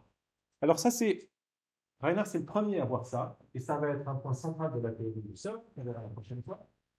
Il y a une forme de parallélisme entre les actes de langage et nos états mentaux. C'est pas la même chose, dit Reinhardt. Souvenez-vous, pour Reinhardt, les actes de langage, forcément, ils s'expriment extérieurement, mais il y a un parallélisme. Il y a une analogie entre les actes de langage et les états mentaux que va filer Searle. Ce qui intéresse Reinhardt ici, lui, c'est de dire à chaque acte de mental, à chaque acte social, correspond un acte mental. Et par correspond, il utilise plutôt présuppose. Si vous promettez, on l'a vu tout à l'heure, ça présuppose que vous ayez l'intention de tenir votre promesse. Si vous assertez que P, l'assertion, ça présuppose la conviction que P. Vous voyez que la conviction, c'est un état interne. Ça, c'est pas un état social. Hein. Si je vous dis il pleut, ça présuppose que je suis convaincu qu'il pleut. Si je vous demande est-ce qu'il pleut, ça présuppose, dit Reinhardt, d'une part que je ne suis pas convaincu qu'il pleut, okay, sinon je ne poserai pas la question, et d'autre part que je suis incertain au sujet de la vérité que P. Donc qu'est-ce qu'il faut pour que vous posiez une question? Okay. Dans quel état mental vous devez être pour poser une question? Vous ne posez pas une question au sujet de ce que vous savez déjà, sauf si vous posez des questions rhétoriques ou des questions pour embarrasser la personne en face de vous, mais si vous posez une vraie question, vous posez une question au sujet de ce que vous ne savez pas et au sujet de ce sur quoi vous avez une certaine incertitude. Si vous faites une requête, si vous demandez quelque chose à quelqu'un, pas un ordre mais une requête, qu'est-ce que ça présuppose mentalement? Je dis j'aimerais bien que vous lisiez Reinhardt. Ça c'est une requête. Qu'est-ce que ça présuppose? Dit Reinhardt, comme état interne, mental, ça présuppose mon souhait que vous lisiez Reinhardt. Si je vous ordonne de lire Reinhardt, ça présuppose plus un souhait, mais ça présuppose, d'après Reinhardt, ma volonté que vous lisiez Reinhardt. Le souhait, c'est moins fort que la volonté. La requête, c'est moins fort que l'ordre. Et si je fais une promesse, ça présuppose ma volonté ou l'intention que la chose en question soit faite, etc., etc. Donc un deuxième champ d'étude pour cette théorie des actes de langage, c'est de chercher à distinguer les actes de langage en fonction non plus de leur contenu, non plus de leur locuteur, non plus de leur destinataire, mais des types d'états mentaux qui sont présupposés par les actes de langage.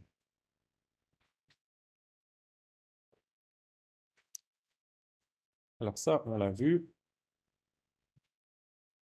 J'y reviens pas. Je n'y reviens pas. Il faut quand même que je vous lise. Donc, au moins cette citation-là. Parce que si vous avez bien suivi la théorie de Reinhardt ici, vous voyez que tous les actes sociaux ont deux aspects, un aspect interne et un aspect externe. Et les actes sociaux sont pas simplement la description de vos états internes.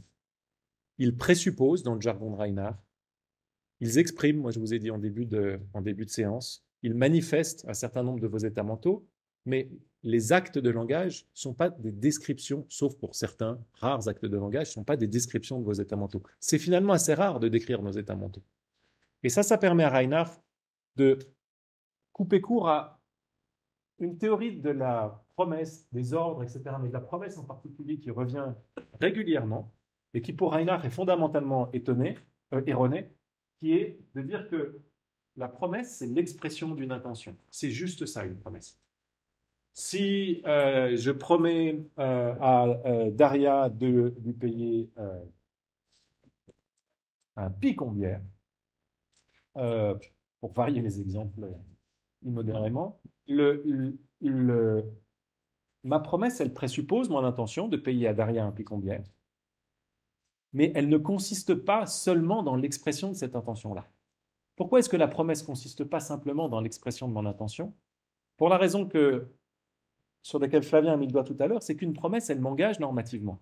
Elle m'engage à payer le picombière à Daria. Si ma promesse était juste l'expression de mon intention, on ne verrait pas pourquoi ma promesse, elle m'engagerait à payer quoi que ce soit derrière. Si je dis à Daria, vous savez, j'ai l'intention de vous payer un picombière. Ah, bonne nouvelle, très bien. Merci que ce soit une bonne nouvelle. C'est une bonne nouvelle que ce soit une bonne nouvelle pour vous. Mais je pourrais très bien après ne pas payer le picombière à Daria et dire ouais, j'avais l'intention, puis j'ai renoncé. Il y a plein de choses dont on a l'intention de faire et qu'on ne fait pas, sans que ce soit un grand problème. Peut-être que je lui donnerai une excuse, parce que c'est vrai que quand je décris mes intentions à quelqu'un, je génère des attentes de la part de la personne à qui je décris mes intentions, et que c'est peut-être pas bien de décevoir les attentes de quelqu'un. Derrière, elle pourrait me dire, moi, je m'attendais à ce que vous me payiez bien, oui, je suis désolé. Mais c'est pas comme si j'avais violé une obligation qui naissait directement de mon annonce. L'obligation que j'ai violée, c'est une obligation plus générale de ne pas décevoir les attentes d'autrui. Reinhard dit, et c'est le premier à dire ça aussi clairement, les obligations qui naissent de la promesse, elles naissent directement de la promesse elle-même. Si je promets une bière à Daria, alors je suis obligé, seulement en vertu de la promesse, à payer une bière à Daria. Voici ce qu'il dit, si l'on veut décrire la promesse comme une déclaration de volonté, on devra alors décrire la question comme la déclaration d'un doute ou la requête comme la déclaration d'un souhait. Ça, c'est la théorie des actes de langage que Reinhard déteste. De dire tous les actes de langage, c'est juste des descriptions de nos états internes. Il se passe des trucs dans notre tête. Qu'est-ce que c'est poser une question? C'est dire qu'on ne sait pas. Qu'est-ce que c'est qui donne d'autre? Ou la requête. Qu'est-ce que c'est une requête? C'est dire qu'on souhaite, etc. Non, dit Reinhard. Une requête, c'est un acte distinct qui exprime le souhait, mais qui n'est pas la déclaration d'un souhait. Le caractère mystificateur de toutes ces descriptions saute aux yeux. Le monde des rapports juridiques ne se construit pas sur d'impuissantes déclarations de volonté comme on l'a souvent cru, mais sur la stricte efficacité légale des actes sociaux. D'impuissantes déclarations de volonté. Ça, c'est le cœur de l'objection de Reinhard à cette idée que les actes sociaux sont des descriptions de ce qui se passe en vous.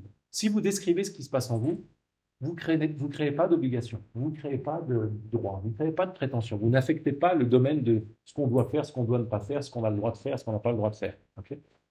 Peut-être vous générez des attentes et peut-être qu'il y a un impératif moral par ailleurs de ne pas décevoir les attentes, mais même ça, c'est pas clair.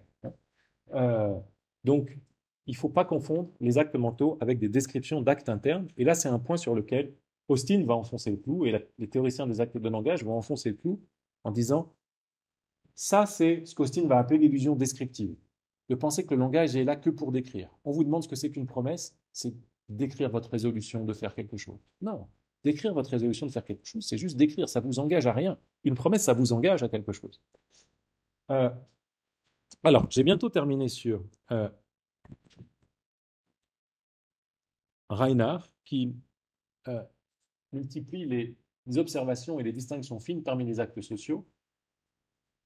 Avant-dernier point, vous avez différentes relations entre différents actes sociaux, ou différents actes plus généralement. Vous avez des actes sociaux simples qui ne visent par nature aucun autre acte. Par exemple, si je vous informe de quelque chose, mon but, si je vous informe, c'est que vous preniez connaissance de la chose en question. Okay. Vous avez des actes sociaux qui visent des actes typiquement non sociaux. Si j'ordonne à Cléa de fermer la fenêtre, ça c'est un acte mon acte est social, mais l'acte qui est visé, fermer la fenêtre, est un acte non social. Actes sociaux qui visent des actes sociaux. Qu'est-ce que c'est que ça? Si je pose une question à Enzo, ce que vise ma question, c'est un autre acte social. Qu'est-ce que c'est comme acte social que vise ma question? Une réponse. Répondre, c'est un acte social. Et donc la réponse, c'est un acte social qui présuppose une question. Vous ne pouvez pas répondre s'il n'y a pas eu une question avant. Si vous entrez dans la salle et vous dites rouge, personne n'a posé de question à savoir quelle était la couleur des coccinelles et je ne sais pas quoi. Donc une réponse, elle présuppose un acte social auparavant. Flavien.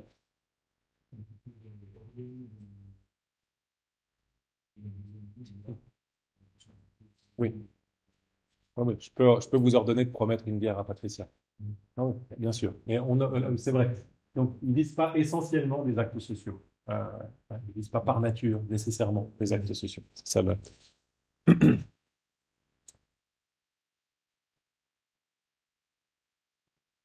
Si vous rétractez une promesse, dans l'exemple que je prenais tout à l'heure, si je demande à Cyril, est-ce que je peux retirer ma promesse de vous payer une bière? Ben ça, c'est un acte social, ma rétractation de promesse, qui présuppose que j'ai fait une promesse, évidemment. Euh, il y a des actes sociaux qui visent des actes d'autrui, comme les ordres. Il y a des actes sociaux qui visent les actes de moi-même. Et il y a des actes sociaux qui visent aucun acte. On l'a vu au départ, informer, par exemple. Euh, et puis, dernière chose sur Reinhardt, avant qu'on passe à Austin, vous voyez qu'il y a un certain type, il y a un certain. Pardon. Les actes sociaux ont des effets, et certains de ces effets sont essentiels aux actes sociaux. Reinhardt dit ça fait partie de la nature d'une promesse de générer une obligation pour celui qui promet et une prétention corrélative pour la personne à qui la promesse est adressée. Qu'est-ce que ça veut dire une obligation, une prétention corrélative? C'est des obligations et des prétentions qui ont le même contenu. Si je promets une bière à Cyril, le contenu de mon obligation, c'est que Olivier paye une bière à Cyril, et le contenu de la prétention de Cyril, c'est que Olivier paye une bière à Cyril. C'est le même contenu, sauf que pour Cyril, c'est un droit, une prétention. Pour moi, c'est une obligation. Euh, L'ordre a pour effet une obligation pour celui à qui il est adressé. Euh, un acte intéressant que je n'ai pas mentionné jusqu'ici, quand on s'intéresse au droit, c'est ce que Reinhardt appelle la disposition, l'acte d'édicter une norme. Vous introduisez une nouvelle loi. Ça peut être à la suite d'un processus démocratique, si vous êtes en démocratie. Ça peut être aussi, si vous êtes un despote absolu, vous pouvez dire dorénavant, il est interdit de marcher sur la pelouse du parc. Vous pouvez le faire en vertu de votre pouvoir. L'acte d'édicter une norme, il a pour effet le fait que dorénavant, il y a une certaine norme qui vaut. Cette norme, ça peut être une interdiction, une obligation, une permission, peu importe. Et vous voyez que les événements, les actes sociaux, typiquement, ce sont des événements, ils sont ponctuels dans le temps.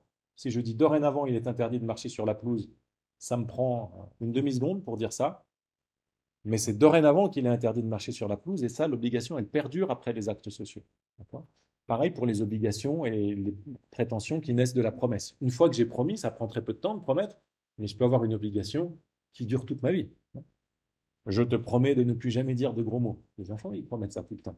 C'est une obligation qui, en principe, vous pouvez revenir le voir, revenir voir la petite fille à 80 ans et dire tu m'avais promis. Ce ne serait pas très fin de votre part, mais en principe, une promesse qui porte sur la durée de la vie, elle vous génère une obligation qui reste toute votre vie. Alors, je vais passer là-dessus parce que je sens que je vous ennuie avec ces distinctions fines parmi les actes sociaux. Et je vais passer maintenant à le troisième grand théoricien des actes sociaux, qui est John Austin, dans un livre qui a beaucoup marqué la philosophie analytique depuis la seconde moitié du XXe siècle, How to do things with words. C'est un titre parodique dans une collection qui était en général comment faire une table avec trois bouts de bois, comment faire une, je sais pas quoi, une fourchette avec deux cure-dents. Enfin, c'était juste une collection de conseils de bricolage, quoi. Comment faire un gâteau avec de la farine et 3 œufs. C'est comment on peut faire des choses avec des mots. Et vous voyez que le titre, donc ça a été traduit en français, on ne peut pas rendre ça par quand dire c'est faire. Et le titre annonce directement le programme d'Austin. Le programme d'Austin, c'est de dire il y a tout un tas de choses qu'on peut faire avec le langage. Pas des choses comme des tables, évidemment. Vous ne pouvez pas dire que la table soit. Dieu peut faire ça, mais nous pas. On ne peut pas créer des tables. Mais on peut affecter la réalité, changer ce qui est avec les mots. On l'a vu avec Reinhardt à l'instant. Vous pouvez créer des obligations qui durent toute votre vie avec des mots. Austin va poursuivre dans cette direction-là. Donc Austin, il est influencé par Wittgenstein. C'est un philosophe du langage ordinaire. Qu'est-ce qu'on appelle un philosophe du langage ordinaire? En 2 mots, c'est quelqu'un qui pense que la manière dont on parle naturellement des choses est un très bon guide pour la philosophie. Et que quand on se met à parler, à tordre le langage ordinaire, à réviser notre manière ordinaire de parler, on a des chances de générer des problèmes qui sont des pseudo-problèmes. Ça, c'est une grande thèse de Wittgenstein au départ. si vous en restez au langage ordinaire, vous n'avez pas de problème, mais dès que vous vous éloignez du langage ordinaire, vous créez des pseudo-problèmes, et c'est la théorie de Wittgenstein, en tout cas qu'on lui attribue du second Wittgenstein, qui dit que la philosophie en général est une industrie à produire des pseudo-problèmes et à les résoudre pour la raison qu'elle s'est trop éloignée du langage ordinaire. Alors Austin, il est dans cette lignée.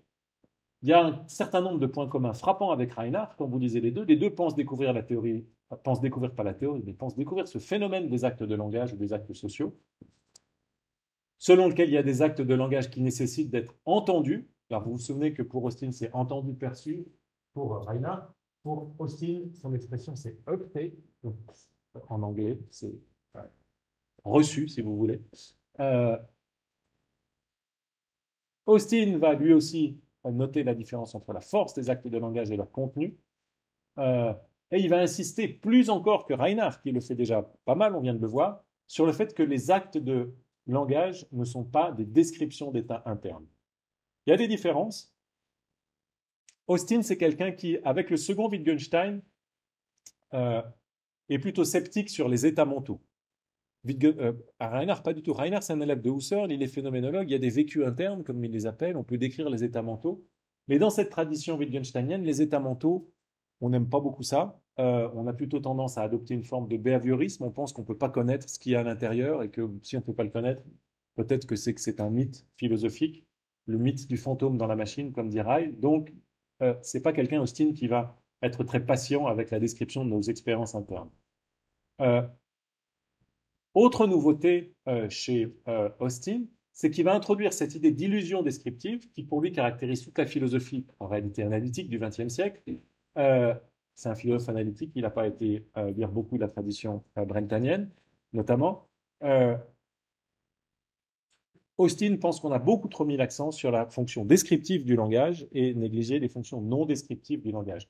Et puis, dernier élément, c'est que Austin, qui est dans la lignée de Wittgenstein, c'est quelqu'un qui est plutôt optimiste sur la capacité de décrire les choses, tout un tas de choses, mais qui est pessimiste sur l'aspect théorique de la philosophie. Donc il pense qu'on peut multiplier les descriptions, mais qu'on ne peut pas vraiment organiser tout ça dans une théorie générale. Il se méfie des généralisations.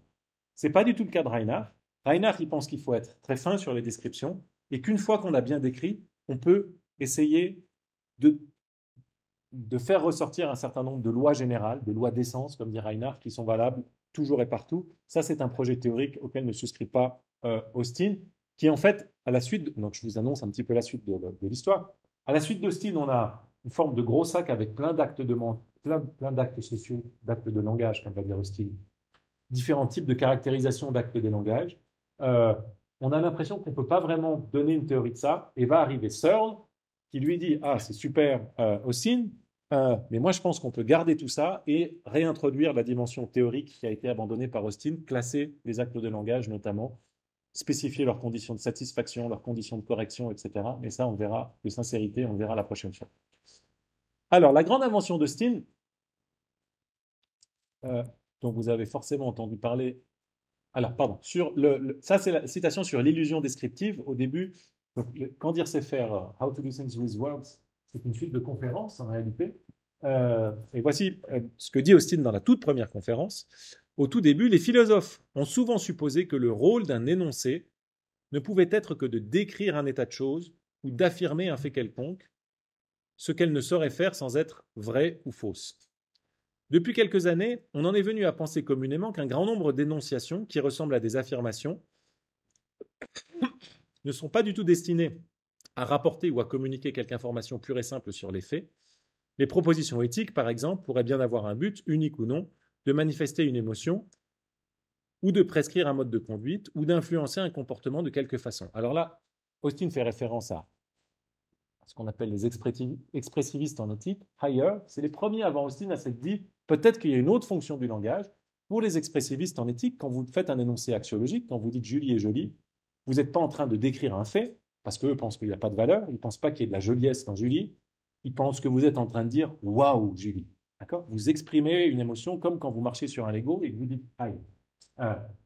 Oh, une nouvelle fonction du langage, disent les expressivistes, il peut décrire et il peut exprimer. Austin dit c'est très bien, mais vous n'avez pas été assez loin. Négligez ces possibilités, comme il est arrivé le plus souvent dans le passé, Donc ces possibilités d'usage non descriptif du langage, c'est céder à ce que l'on appelle l'illusion descriptive. Donc ça, c'est le programme d'emblée de Austin de nous convaincre qu'il y a tout un tas d'usages non descriptifs du langage. Et la grande notion qu'Austin va introduire, qui s'est répandue comme une traînée de poudre et qui est utilisée maintenant à tort et à travers sans qu'on comprenne toujours ce que Austin voulait dire par là, c'est l'aspect performatif du langage. Ce qui frappe Austin pour commencer, c'est des énonciations qui, d'une part, ne décrivent ou ne constatent rien, et qui donc n'aspirent pas à la vérité, okay, des formes de choses qu'on dit qui ne cherchent pas à être vraies, et d'autre part, qui constituent une action au-delà du simple fait de dire quelque chose. Donc il y a un certain nombre de choses qu'on dit qui, d'une part, n'aspirent pas à la vérité, mais dans lesquelles on fait plus que simplement produire du bruit ou des sons ou du sens.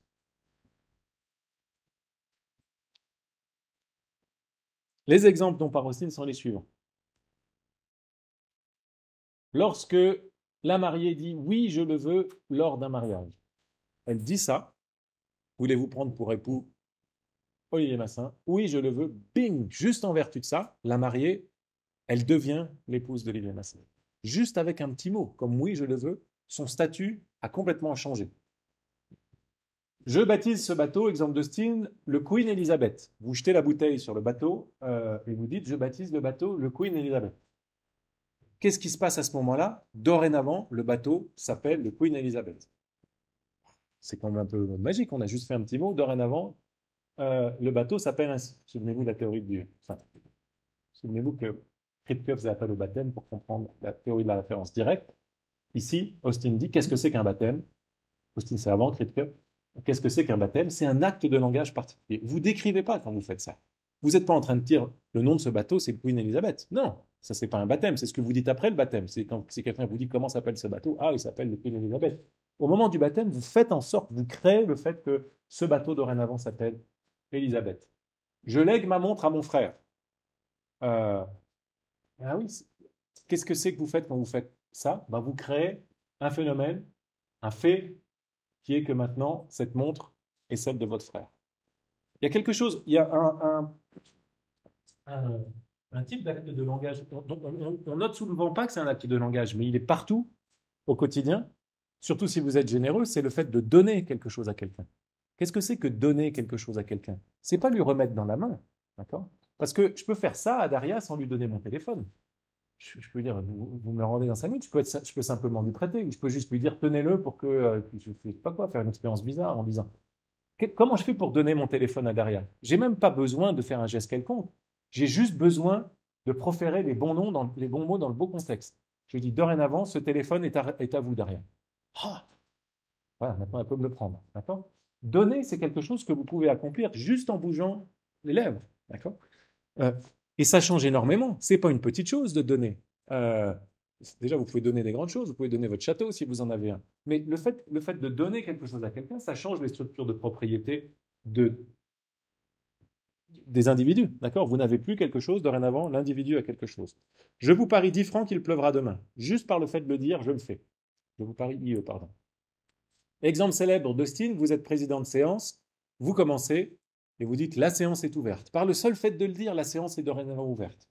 C'est magique pour Austin. Il a l'impression de mettre un doigt sur un truc, et c'est vrai, sur quelque chose de totalement incroyable. On peut faire des choses avec des mots. C'est ça, faire des choses avec des mots. Vous dites quelque chose et par le seul fait que vous le disiez, ces choses deviennent vraies. Énoncer ces phrases, ce n'est ni décrire ce que je suis en train de faire, ni affirmer que je le fais, c'est le faire. Donc, ce n'est pas que vous êtes en train de décrire une action que vous faites. Vous n'êtes pas en train d'affirmer que vous faites quelque chose. Vous le faites. Vous ouvrez la séance, vous baptisez le bateau, vous pariez, etc. Quand je dis à la mairie, oui, je le veux, je ne fais pas le reportage d'un mariage, je me marie. Ça, c'est l'illusion descriptive pour Austin. Si vous, à chaque fois qu'il y a un acte de langage, vous êtes en train de dire, je suis en train de décrire quelque chose, soit un état mental, soit une action que vous êtes en train de faire, vous ratez complètement la variété de ces actes de langage-là.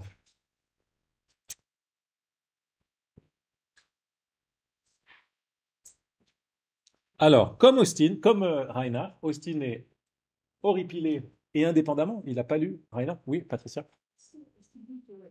on décrit jamais les théories, et c'est mon contraire parce que j'ai l'impression que la nouvelle à la promesse,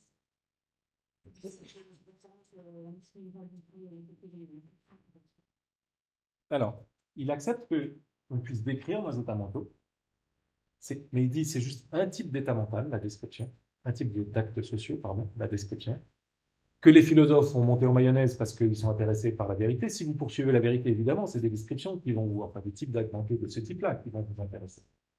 Mais c'est pas tout, la vérité, dans la vie. Donc, les descriptions, c'est un type parmi d'autres. Par ailleurs, dans le cas de la promesse, Austin comme Reinhardt disent la promesse, c'est jamais une description d'un état mental. C'est la distinction que je faisais au début de séance entre décrire et exprimer un état mental. Dans votre promesse, vous exprimez votre intention, vous la manifestez, si vous voulez, vous la présupposez dans le langage de Reinhardt, mais vous n'êtes pas en train de la décrire. Et une bonne façon de comprendre que vous n'êtes pas en train de la décrire, c'est qu'une description, elle peut être vraie ou fausse. Dans la théorie standard de la vérité, théorie correspondantiste, si vous voulez, il y avait des problèmes, la description, elle peut être vraie ou fausse si le fait rapporté est le cas ou pas. Donc, si je vous décris que j'ai l'intention de vous payer une bière demain, ma description, elle est vraie, s'il est vrai que j'ai l'intention de vous payer une bière demain. Si je vous promets de vous payer une bière demain, vous ne pouvez même pas poser la question de la vérité. Une promesse, elle ne peut pas être vraie ou fausse. C'est comme fermer la fenêtre. Ah non, ça, c'est pas vrai. Ah non, c'est ni vrai ou faux. Une autre question, c'est pas vrai ou faux. Donc, c'est pour ça que j'ai insisté sur la distinction entre les états mentaux qui sont rapportés, décrits,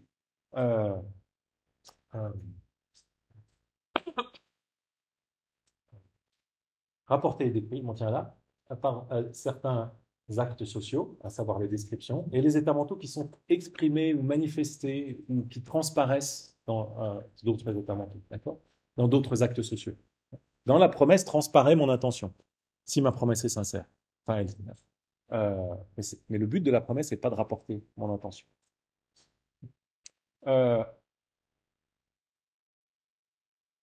Alors, comme Reinhardt, Austin est absolument horripilé par l'idée que la promesse serait la description d'un état interne. Je vais vous donner une citation très jolie dans un instant. Maintenant, ça va aller. Mais Austin va encore plus loin que Reinhardt. Vous voyez que chez Reinhardt, il dit les états mentaux ont toujours deux faces, interne, externe. Et puis dans le cas de la promesse, Reinhardt dit la promesse insincère, c'est pas vraiment une promesse. Là, Austin trouve que, enfin, il n'a pas lu Reinhardt malheureusement, ou alors il l'a lu, il l'a pas cité, on ne sait pas. Mais dans tous les cas, Austin pense qu'une promesse insincère, elle est insincère, elle est trompeuse si on veut, mais c'est pas une fausse promesse. C'est une vraie promesse si vous faites une promesse insincère. Si je promets à Cyril de lui payer une bière demain et que je sais par-devers moi que je ne le ferai jamais, parce que j'ai pris un tueur à gages qui va le tuer entre-temps, c'est juste pour qu'il aille au truc. Je sais que je ne lui paierai pas cette bière, d'accord? Pardon Cyril, allons-y. Je sais que je ne lui paierai pas cette bière, c'est néanmoins une véritable promesse pour Austin, même si elle est insincère. Okay. La description de sa volonté, dit Austin, à l'inverse, ça n'engage pas à faire quelque chose. Et là, vous reconnaissez exactement ce que disait Reinhardt. Décrire votre intention, décrire vos volontés, ça ne crée pas d'obligation pour vous. C'est exactement la même idée auquel ils arrivent dans des contextes très différents, contextes intellectuels très différents, tradition brentanienne d'un côté, tradition analytique de l'autre, à des époques très différentes, 1913, 1962, et vraisemblablement indépendamment. Alors voici la longue citation de Reinhardt, là c'est la première partie de Austin, où il s'agace contre cette idée que promettre, ce serait décrire ce qu'il y a en nous, et où il va plus loin que ça, il dit, en fait, si vous avez cette théorie-là, que promettre, c'est décrire vos actes internes, vous êtes des gens foncièrement immoraux. Vous avez l'air grave et sérieux, mais en fait, vous êtes foncièrement immoraux, et voici comment il fait valoir ça. Il nous arrive souvent d'avoir l'impression que le sérieux des mots leur vient de ce qu'ils ont été prononcés seulement comme le signe extérieur et visible d'un acte intérieur et spirituel. Quand il dit ça, c'est plein d'ironie. Si vous lisez Austin, Wittgenstein, Ryle parler d'actes intérieurs et spirituels, c'est Berck pour eux. Okay, donc ça, c'est la thèse qu'il attaque. Signe commode dont le rôle serait de conserver les traces de l'acte ou d'en informer les autres. Dès lors, le pas est vite franchi, qui mène à croire ou supposer, sans s'en rendre compte, que dans bien des cas, l'énonciation extérieure est la description vraie ou fausse d'un événement intérieur. On trouve l'expression classique de cette idée dans Hippolyte. Cite Hippolyte, « Ma langue prête serment, mais non pas mon cœur, ou mon esprit ou quelque autre artiste dans les coulisses. » Mon esprit, quelque autre artiste dans les coulisses, l'ironie sur les états internes on appelle parfois des behavioristes logiques. Okay. Donc, la thèse qu'attaque Austin, c'est cette idée que ma langue promet, mais pas mon cœur. C'est ainsi que je promets d'eux, et que ce serait pour cette raison que je promets d'eux mobilise. Je promets d'eux enregistre mon acceptation spirituelle de chaînes non moins spirituelles. Et Austin poursuit. Donc, ça, c'est vous comprenez la théorie. La théorie que Austin attaque, c'est pourquoi est-ce que ma promesse me lie, m'engage à faire. C'est parce que quand je promets, j'ai sincèrement l'obligation de tenir ma promesse, okay, l'intention de tenir ma promesse, et ça fait que je vais le faire, dorénavant. Et Austin dit, si c'est ça votre théorie de la promesse, vous êtes quelqu'un de foncièrement immoral. Pourquoi? Il est réconfortant de remarquer, dans ce dernier exemple, comment l'excès de profondeur, ou plutôt de solennité, fraye tout de suite la voie à l'immoralité. Car celui qui dit promettre ne consiste pas simplement à prononcer des mots, c'est un acte intérieur et spirituel, sera sans doute considéré comme un moraliste dont le sérieux contraste avec l'esprit superficiel d'une génération de théoriciens. On a l'air très sérieux si on tient cette théorie-là. On est profond. Promettre, c'est décrire nos intentions. Pourtant, dit Austin, cette approche-là fournit à Hippolyte une échappatoire, au bigame une excuse pour son oui, et au bookmaker marron une défense pour son jeu de pari. Qu'est-ce que ça veut dire? Ça veut dire, vous pouvez très bien dire, non, j'ai pas fait une promesse parce que j'y croyais pas sincèrement. Je t'ai pas promis d'être fidèle et d'avoir qu'une seule femme, le bigame, parce qu'en fait, sincèrement, au fond de moi, j'y croyais pas vraiment, donc j'ai pas violé d'obligation. Vous voyez que si vous dites que la promesse, elle est accomplie intérieurement, vous avez toujours comme possibilité le fait de dire, j'ai pas vraiment promis, parce que la promesse, c'était à l'intérieur. Et Austin de conclure, non, la précision et la moralité sont toutes les deux du côté de celui qui dit tout simplement, notre parole, c'est notre engagement. Notre parole, c'est notre engagement. C'est ça, la promesse. C'est pas ça, ici, ce que vous avez derrière. Donc, même si vous promettez que vous n'avez pas l'intention, ça, c'est votre engagement. C'est ça qui vous lie. C'est les mots que vous avez prononcés ou écrits. Bon, eh ben, c'est une belle conclusion pour la séance. On termine la prochaine fois la théorie des actes de langage et on passe à la théorie des implicatures conversationnelles et des intentions de signification. Bonne semaine à vous tous.